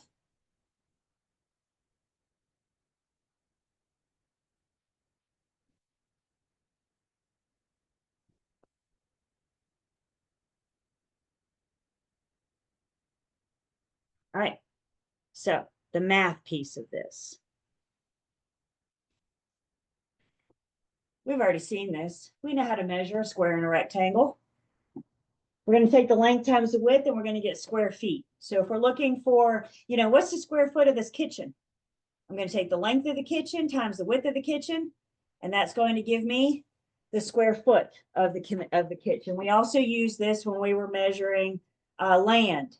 But remember, our verbiage was a little bit differently. So with land, we might say the length is referred to as front foot The width might be the depth. Looking for the area.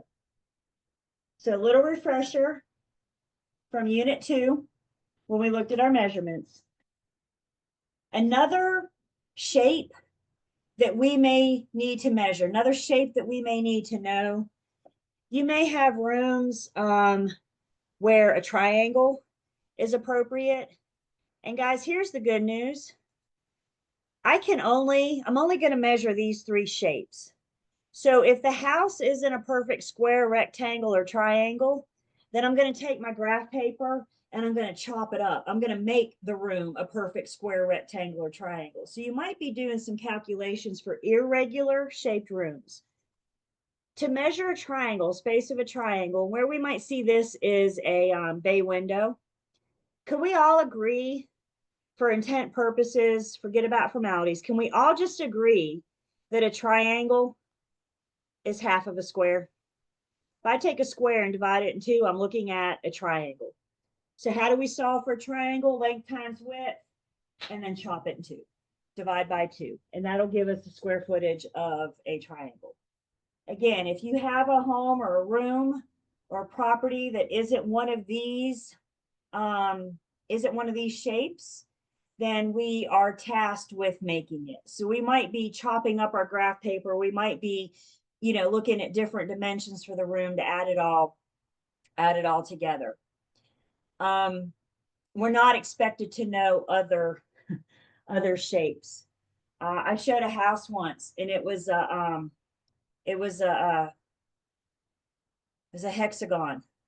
So if you did an aerial view of it, it looked like a stop sign, or an octagon, I guess. It had 8 sides. And I was actually showing this property to one of my friends, and she looked at me and she said, "Julie, how would you measure this house?" And I said, "I would not. This one got out of my realm. This is one that I would hire somebody." So you got to know your limits. Even if you're doing your own measurements, what we're dealing with mostly is rectangles and squares, right? A couple triangles here and there to make it all work. But if it got out of your realm, if it got out of your expertise, then we also need to know when to bring in the experts, when to bring in the help. My bigger question was, how do you vacuum? Because you had a lot more corners in this house than what you do in other houses. That was my concern. So do we have our formulas in front of us? Length times width, and then divide it by 2. And either way, we're looking at square footage, may also be known as area. So being familiar, refresher from what we talked about in Unit 2. Some verbiage with measurements. You may hear verbiage such as cost per square foot or cost per acre. So if we're looking at cost per square foot or cost per acre, what we're looking at is how much does each square foot cost. If this home is, for example, 1,500 square feet, we may want to determine how much each square foot costs, in which case we would look at cost per square foot. Same thing with acre. If I want to know, it's a multi-acre lot, and I want to know how much each acre costs, then we could look at cost per square foot. And in this case, when I see that fancy word per, what that's telling me to do is to divide. So this home, let's say, for example, it's valued at $350,000. If I just said there are 1,500 square feet, if I take the cost of the home and divide it by the total number of square feet, we learn that each square foot is $233. So every single square foot is going to be $233. This is common with new construction. This allows the builder to take in all their costs for labor, materials, overhead. And they're going to ask themselves, if I build this 1,500 square foot house, what's it going to cost me per square foot? So 233 times 1,500 can help the builder decide that they need to price it at least $350,000. That's like the minimum. And then the same thing with cost per acres. Let's say you're dealing with a very large tract of land, and you want to know if you subdivide this. So I have a $50 million acre tract of land, and let's say there are 60 acres, again, that word per is just a fancy way of saying divide. So I take my 50 million tract of land, I divide it by the 60 acres. And if I wanted to subdivide, phew, this is expensive land. If I wanted to subdivide it and sell each land, I could sell the land for $833,000. This is the problem with making numbers up on the fly sometimes, is they get a little they get a little carried away. But we can see the idea here, right? If I wanted to sell each acre, I wanted to subdivide and sell each acre, that helps me determine how much each acre would go for. So that 60-acre land, every acre is going for $833,000. So again, it's just the verbiage here and knowing what that verbiage is saying. We're trying to get to the cost of each square foot and the cost of each acre.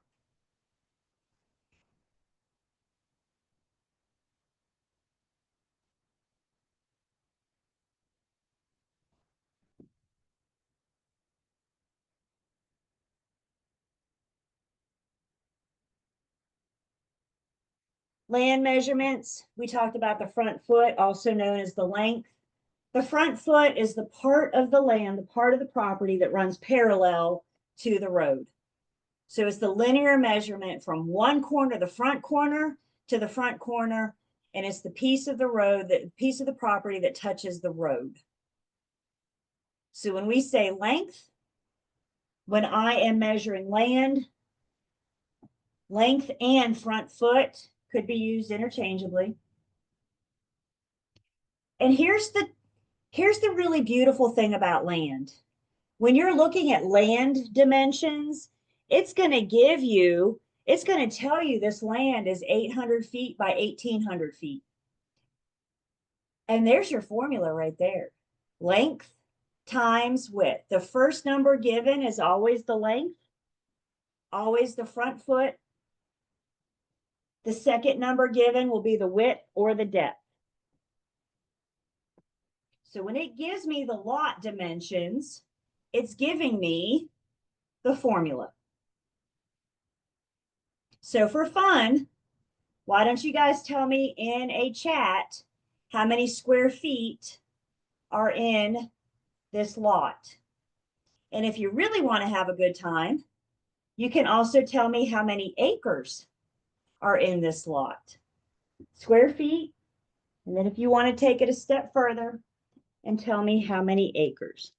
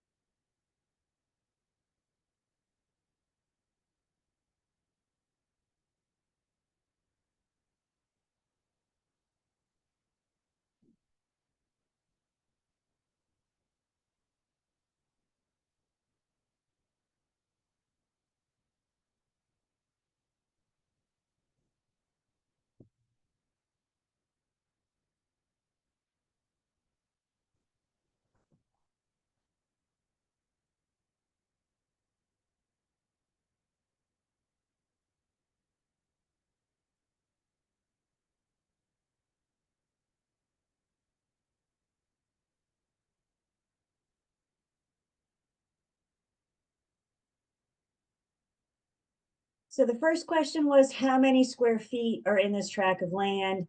And again, we're looking at the formula right here. So if I take 800 by 1800, I get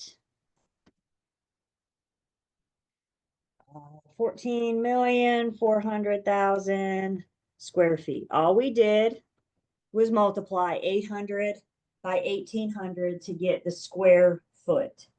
So when you're looking at plat maps and you're looking at property data, land data, and they give you dimensions, there's your formula. Is that handy? The first number is always the front foot or the length. The next number is the width or the square foot. Now that we know, bonus question, now that we know how many acres, we can figure out, I'm sorry, now that we know how many square feet, we can figure out how many acres. And our T-bar fans, we can put our square feet on top. A little tweak on the T-bar tells me I can use that magic number of 43,560. What I'm solving for is acres. That fourth line on the T-bar means divide.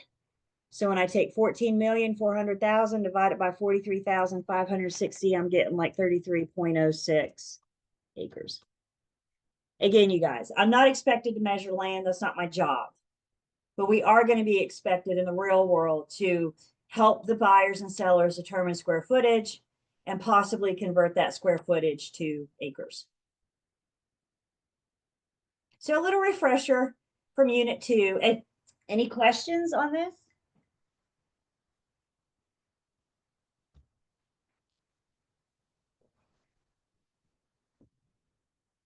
$43,560 is how many square feet are in an acre.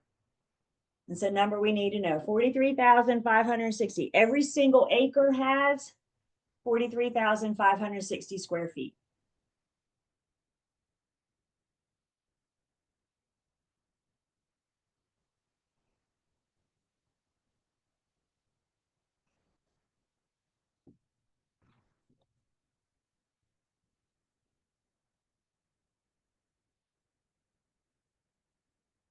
So we got a couple sample problems we're going to look at, and true to form, we're going to work a few of these together. And then I got some for you guys to do as well. I can't have all the fun. And then of course you have practice in the Unit 5 material and Learn, Test, Pass. What do we remember about the math? We are not going to stress out about the math. Everybody say it with me. We are not.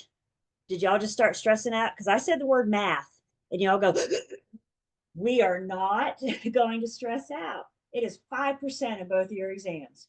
Stop stressing out about the math. Everybody good? All right, so let's look at a few of these together so we know what's up. First thing we do is just read. Brent owns a lot that measures 600 by 500 and wants to sell the lot for $520 per front foot. What is the list price for that lot?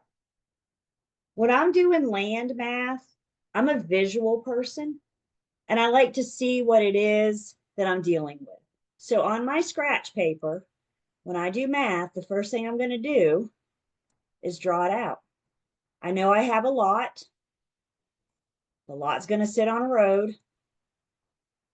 I know the first number given, the first dimension given is the front foot, and the front foot is the piece that runs parallel to the road. And then the other one is the width or the depth. So the front foot, the 600, is the first dimension. And when I'm looking at what runs along the road, in this case, I have 600 front feet. The width or the depth, if I'm standing in the lot and the street is to my back, the street is behind me. The question now is, how deep does it go? So when we're looking at land, it's front foot versus depth. And in this case, I took the information from the problem and I determined that my lot looks like this. I have a front foot of 600. I have a depth of 500. We haven't touched a calculator, right? But isn't the picture much easier to see than the word problem? I'm a big fan of visuals. So anytime you guys can draw it out. So now the first thing we want to know, the list price for the lot. Well, I know, referencing back to our cost per square foot, if every single front foot costs $520, and there's 600 of those square feet.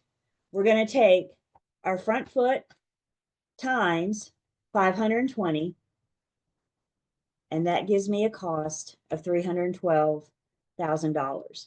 Remember my cost per square foot? Now that I know the cost, if I divide that by the square feet, we would get 520. So we just took that problem. I had to solve for the price this time. So now that I know the price per square foot, I can determine that the list price is per front foot, $520 per front foot. Again, I have 600 of those. So the cost of this land would be $312,000.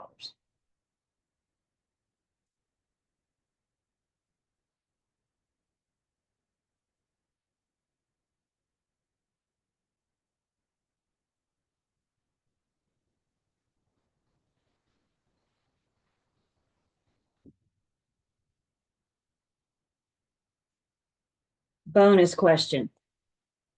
How many acres is that? I'll let you guys do that. You first need to find square feet, and then divide square feet by your magic number. And you guys can all tell me in a chat how many acres is on this tract of land.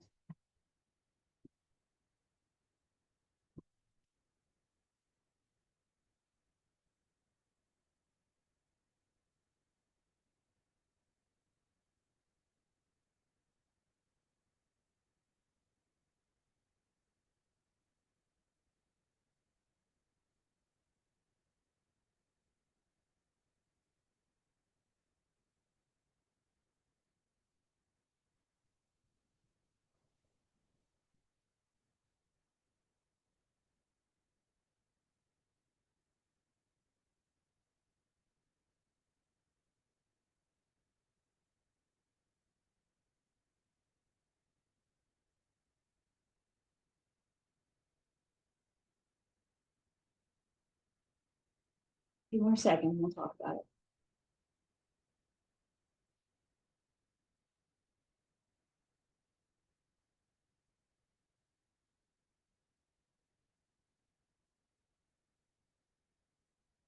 So to find the acres, I first have to find the square feet. How do I find the square feet? Length times width equals square feet, or front foot times depth gives me square feet. So we have a total of 300,000 square feet. The question wants to know how many acres is that? So we just determined there are 300,000 acres. We know that magic number of 43,560, solving for acres. The back fourth line in the T-bar means divide. So we're going to take 300,000 divided by 43,560. And I get rounding just a little bit, 6.89 acres. Converting square feet to acres, acres to square feet. Again, one of those things to know for your test, but also really handy in the real world. You want to impress your buyer? Your buyer's standing on a property going, gee, I wonder how many acres this is. You can use your phone now. So whip your phone out, do that quick calculation and say, this is 6.89 acres. Is your buyer impressed? All you had to do was a simple calculation. So this is that number, that magic number, we use it for licensing world, but it's also something we use in the real world as well. Questions?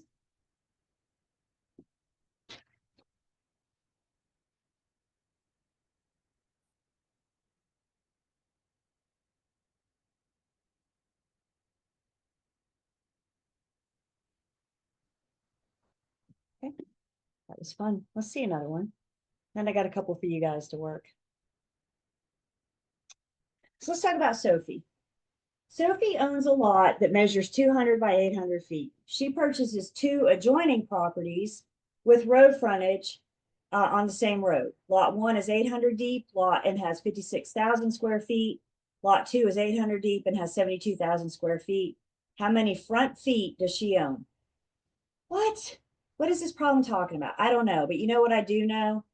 I can take this information and I can turn it into a visual. I can see what it is that we're looking at. So going back through the problem using my scratch paper, Sophie owns a lot that measures 200 by 800, drawings not according to scale. So 200 by 800. And then she's looking at purchasing 2 adjoining lots. So here's a lot and here's a lot. Again, not drawn according to scale. Lot 1 is 800 feet deep and has 560,000 square foot. Lot 2 is also 800 deep and has 720,000 square foot. So now the question is, how many front feet does she own? Which means we're going to need to take our formula of length times width. And this is where we can use the T-bar, because for lots 1 and 2, I have square foot and I have the depth. What I don't have is the front foot. So something's going to need to be divided to find the front foot. So if you're feeling a little dangerous this afternoon, take a minute first off and see if we can't find the front foot for both of these lots. We can take the square foot and divide it by the depth, and that'll give you the front foot.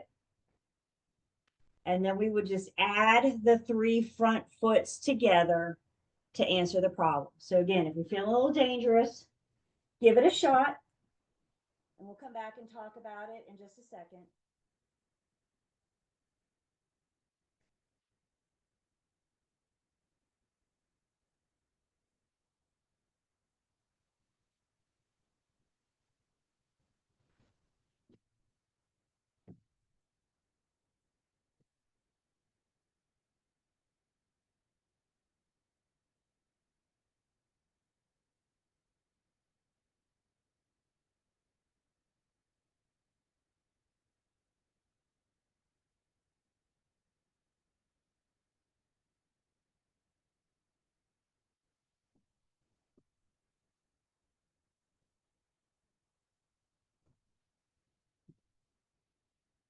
You got another minute if you're attempting it.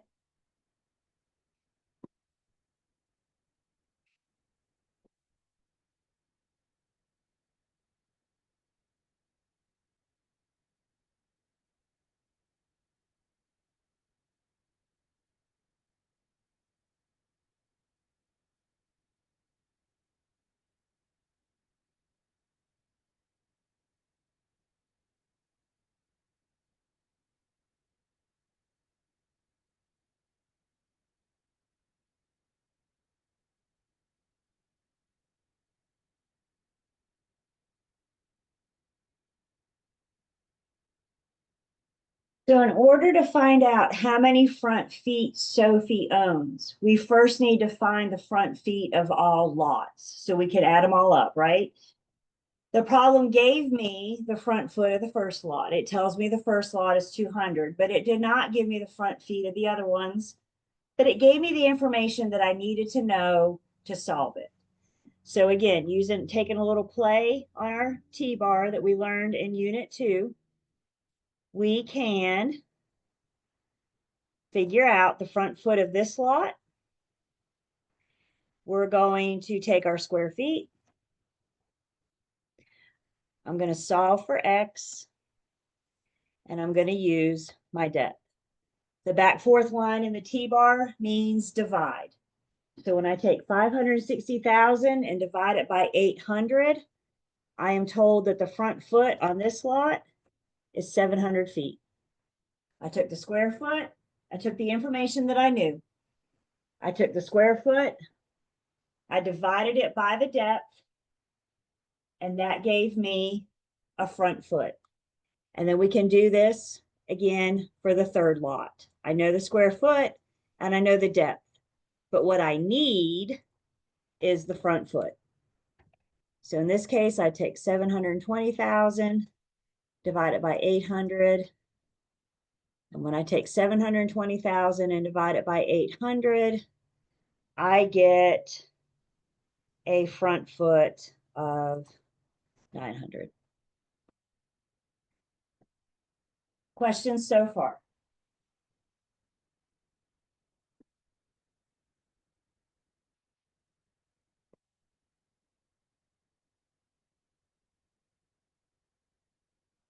So now the question, the problem is, how many does she own? Well, this lot has 200 front feet.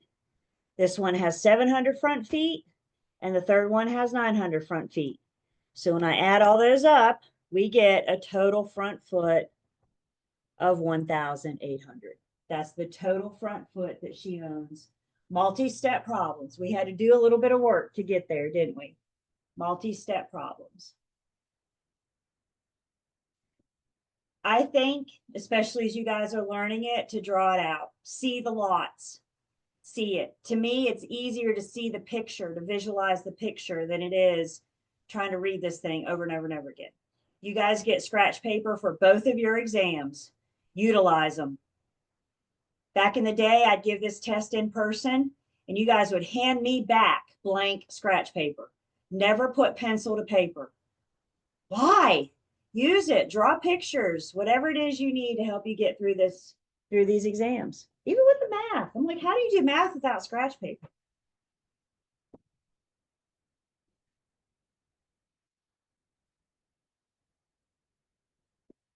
Questions?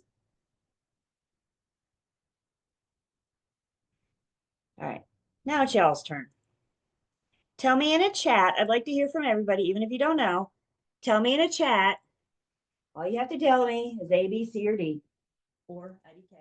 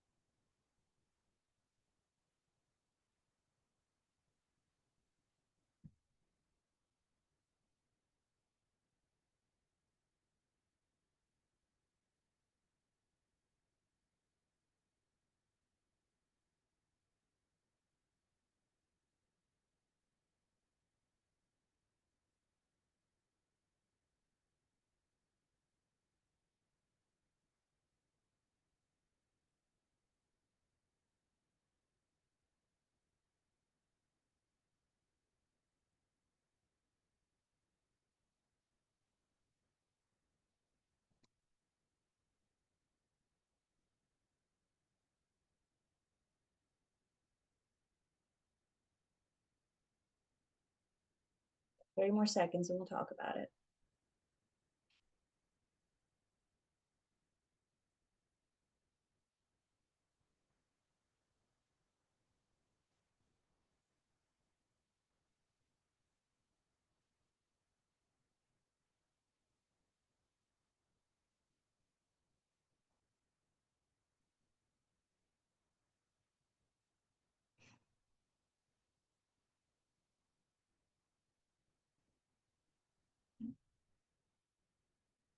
So the first thing I want you guys to do is just read. Read and breathe. Breathe and read. How many acres are contained in a rectangular land parcel that has a length of 175 feet and a depth of 685? So what am I dealing with? I'm dealing with a rectangular piece of land. The first dimension given is the length or the front foot. The second dimension given is the depth or the width. I just took the information from the problem and I put it in a visual. I put it in something that I can actually see. So first off, to find square footage, we take length times width. Will give me a square foot of 4,800 square feet. Nope. Yep. Nope.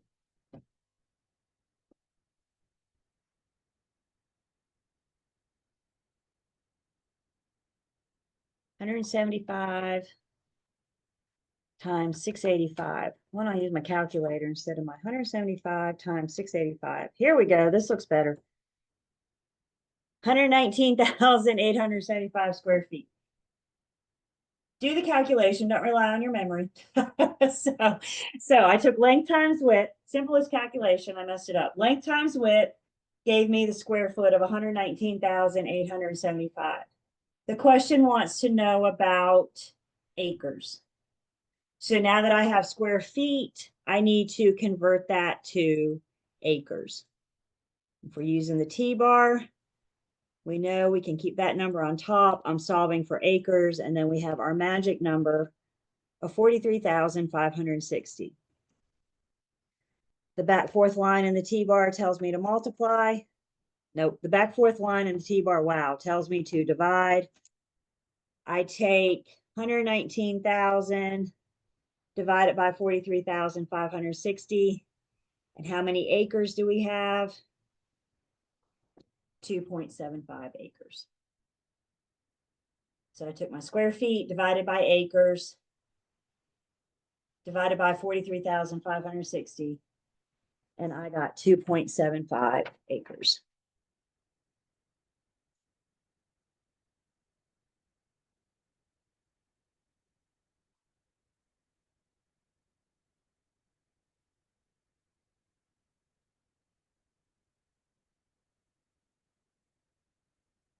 Questions?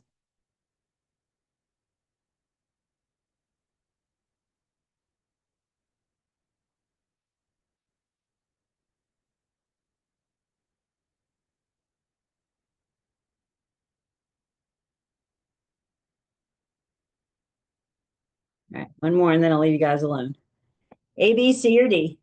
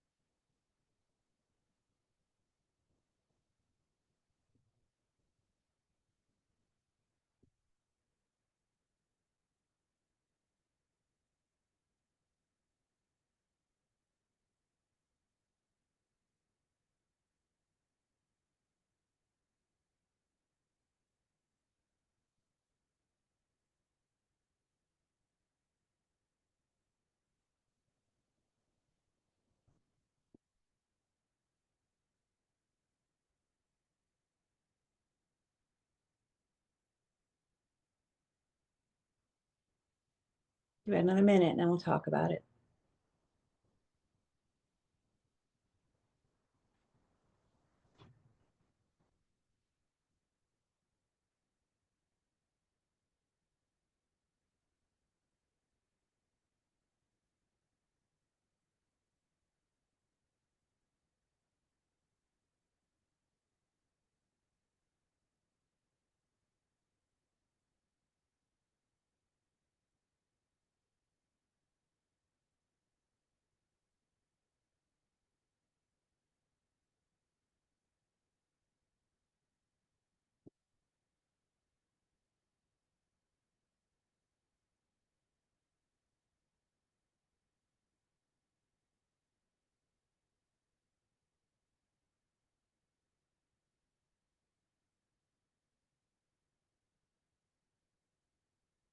So let's see what we got.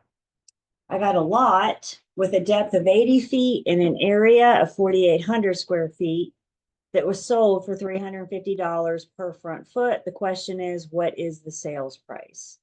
So again, take just a couple seconds and draw it out so we can see what we're dealing with. I got a lot that has a total square foot of 4,800. It's got a depth of 80. And before I can do anything else, I first need to find that front foot, because that's what we're basing this on, what this problem's about. This is where I think the T-bar comes in handy, because I know at this point I have to divide something. So the T-bar, length times width equals square foot, converted to the T-bar, allows me to see what I'm going to divide. What I'm solving for is my length or my front foot. Back fourth line means divide. So I take 4,800 and divide it by 80, which gives me a front foot of 60. Questions on how I got 60 front feet? I took 4,800 divided by 80, length times width, gave me square feet. So theoretically, square feet divided by width will give me front foot. Remember in pre-algebra when they told you you were going to use this math for the rest of your life? This is what they were referring to. You said, no, I'm not. Well, here we are. Now, the next step is to figure out the sales price. So I know that each square foot is $350. I now know that I have 60 of those. So when I take 350, multiply it by 60, I get a cost of $21,000. Every single front foot costs $350. So if I have 60 of them, the cost of this land would be $21,000. Questions?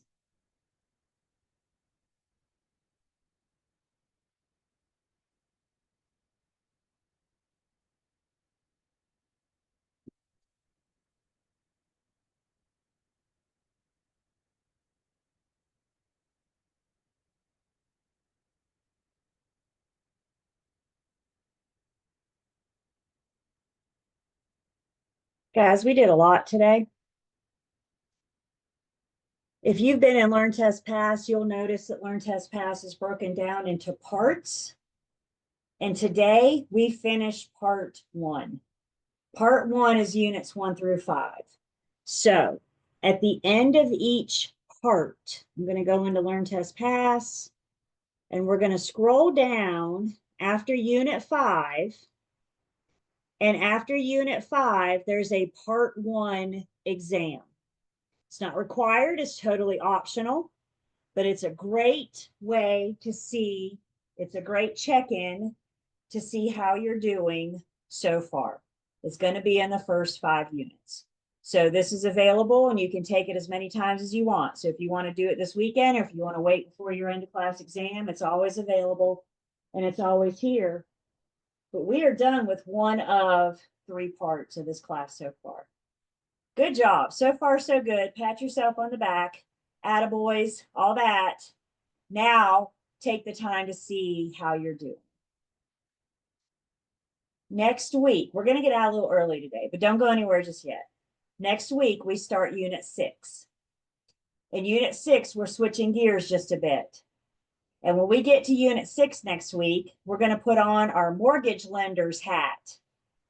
Now, we're not in mortgage lending school, but dealing with lenders, dealing with loans is something that we deal with in working with buyers and sellers. So we need a very basic understanding of the mortgage lending world. And that's what Unit 6 looks like. So Unit 6 is our financing section. And with financing comes math. Unit 6 is a heavy math unit. So if you're concerned, look ahead. Look ahead before class. Expose yourself to the information before class. We will finish Unit 6. We'll probably finish it on Thursday next week. And after Unit 6 is when your midterm will be due. Your midterm will be available after Unit 6. So one way you may want to prepare for the midterm is to do the Part 1 exam. Does that make sense? Kind of see where you are now, use this information now, and that could help you get ready at least 1 through 5, and then we'll pick 6 up next week.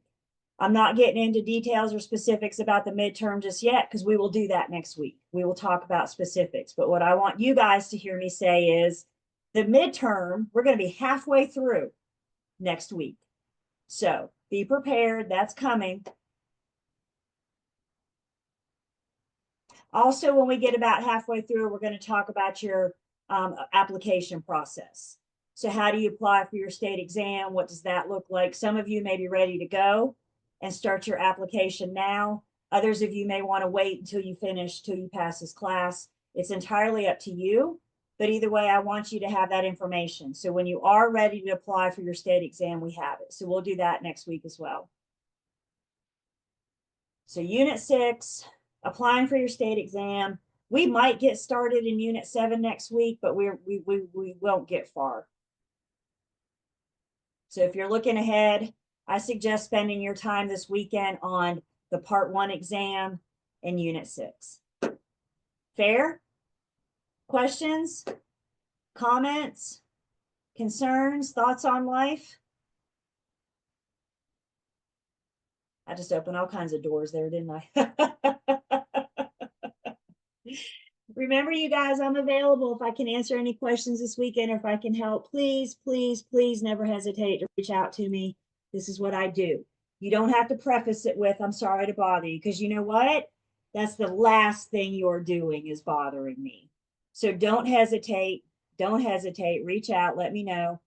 My mind reading abilities are weak at best. So I don't know what you're struggling with until you let me help.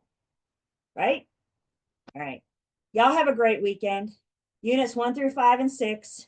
And we'll see you guys next week in Lending World.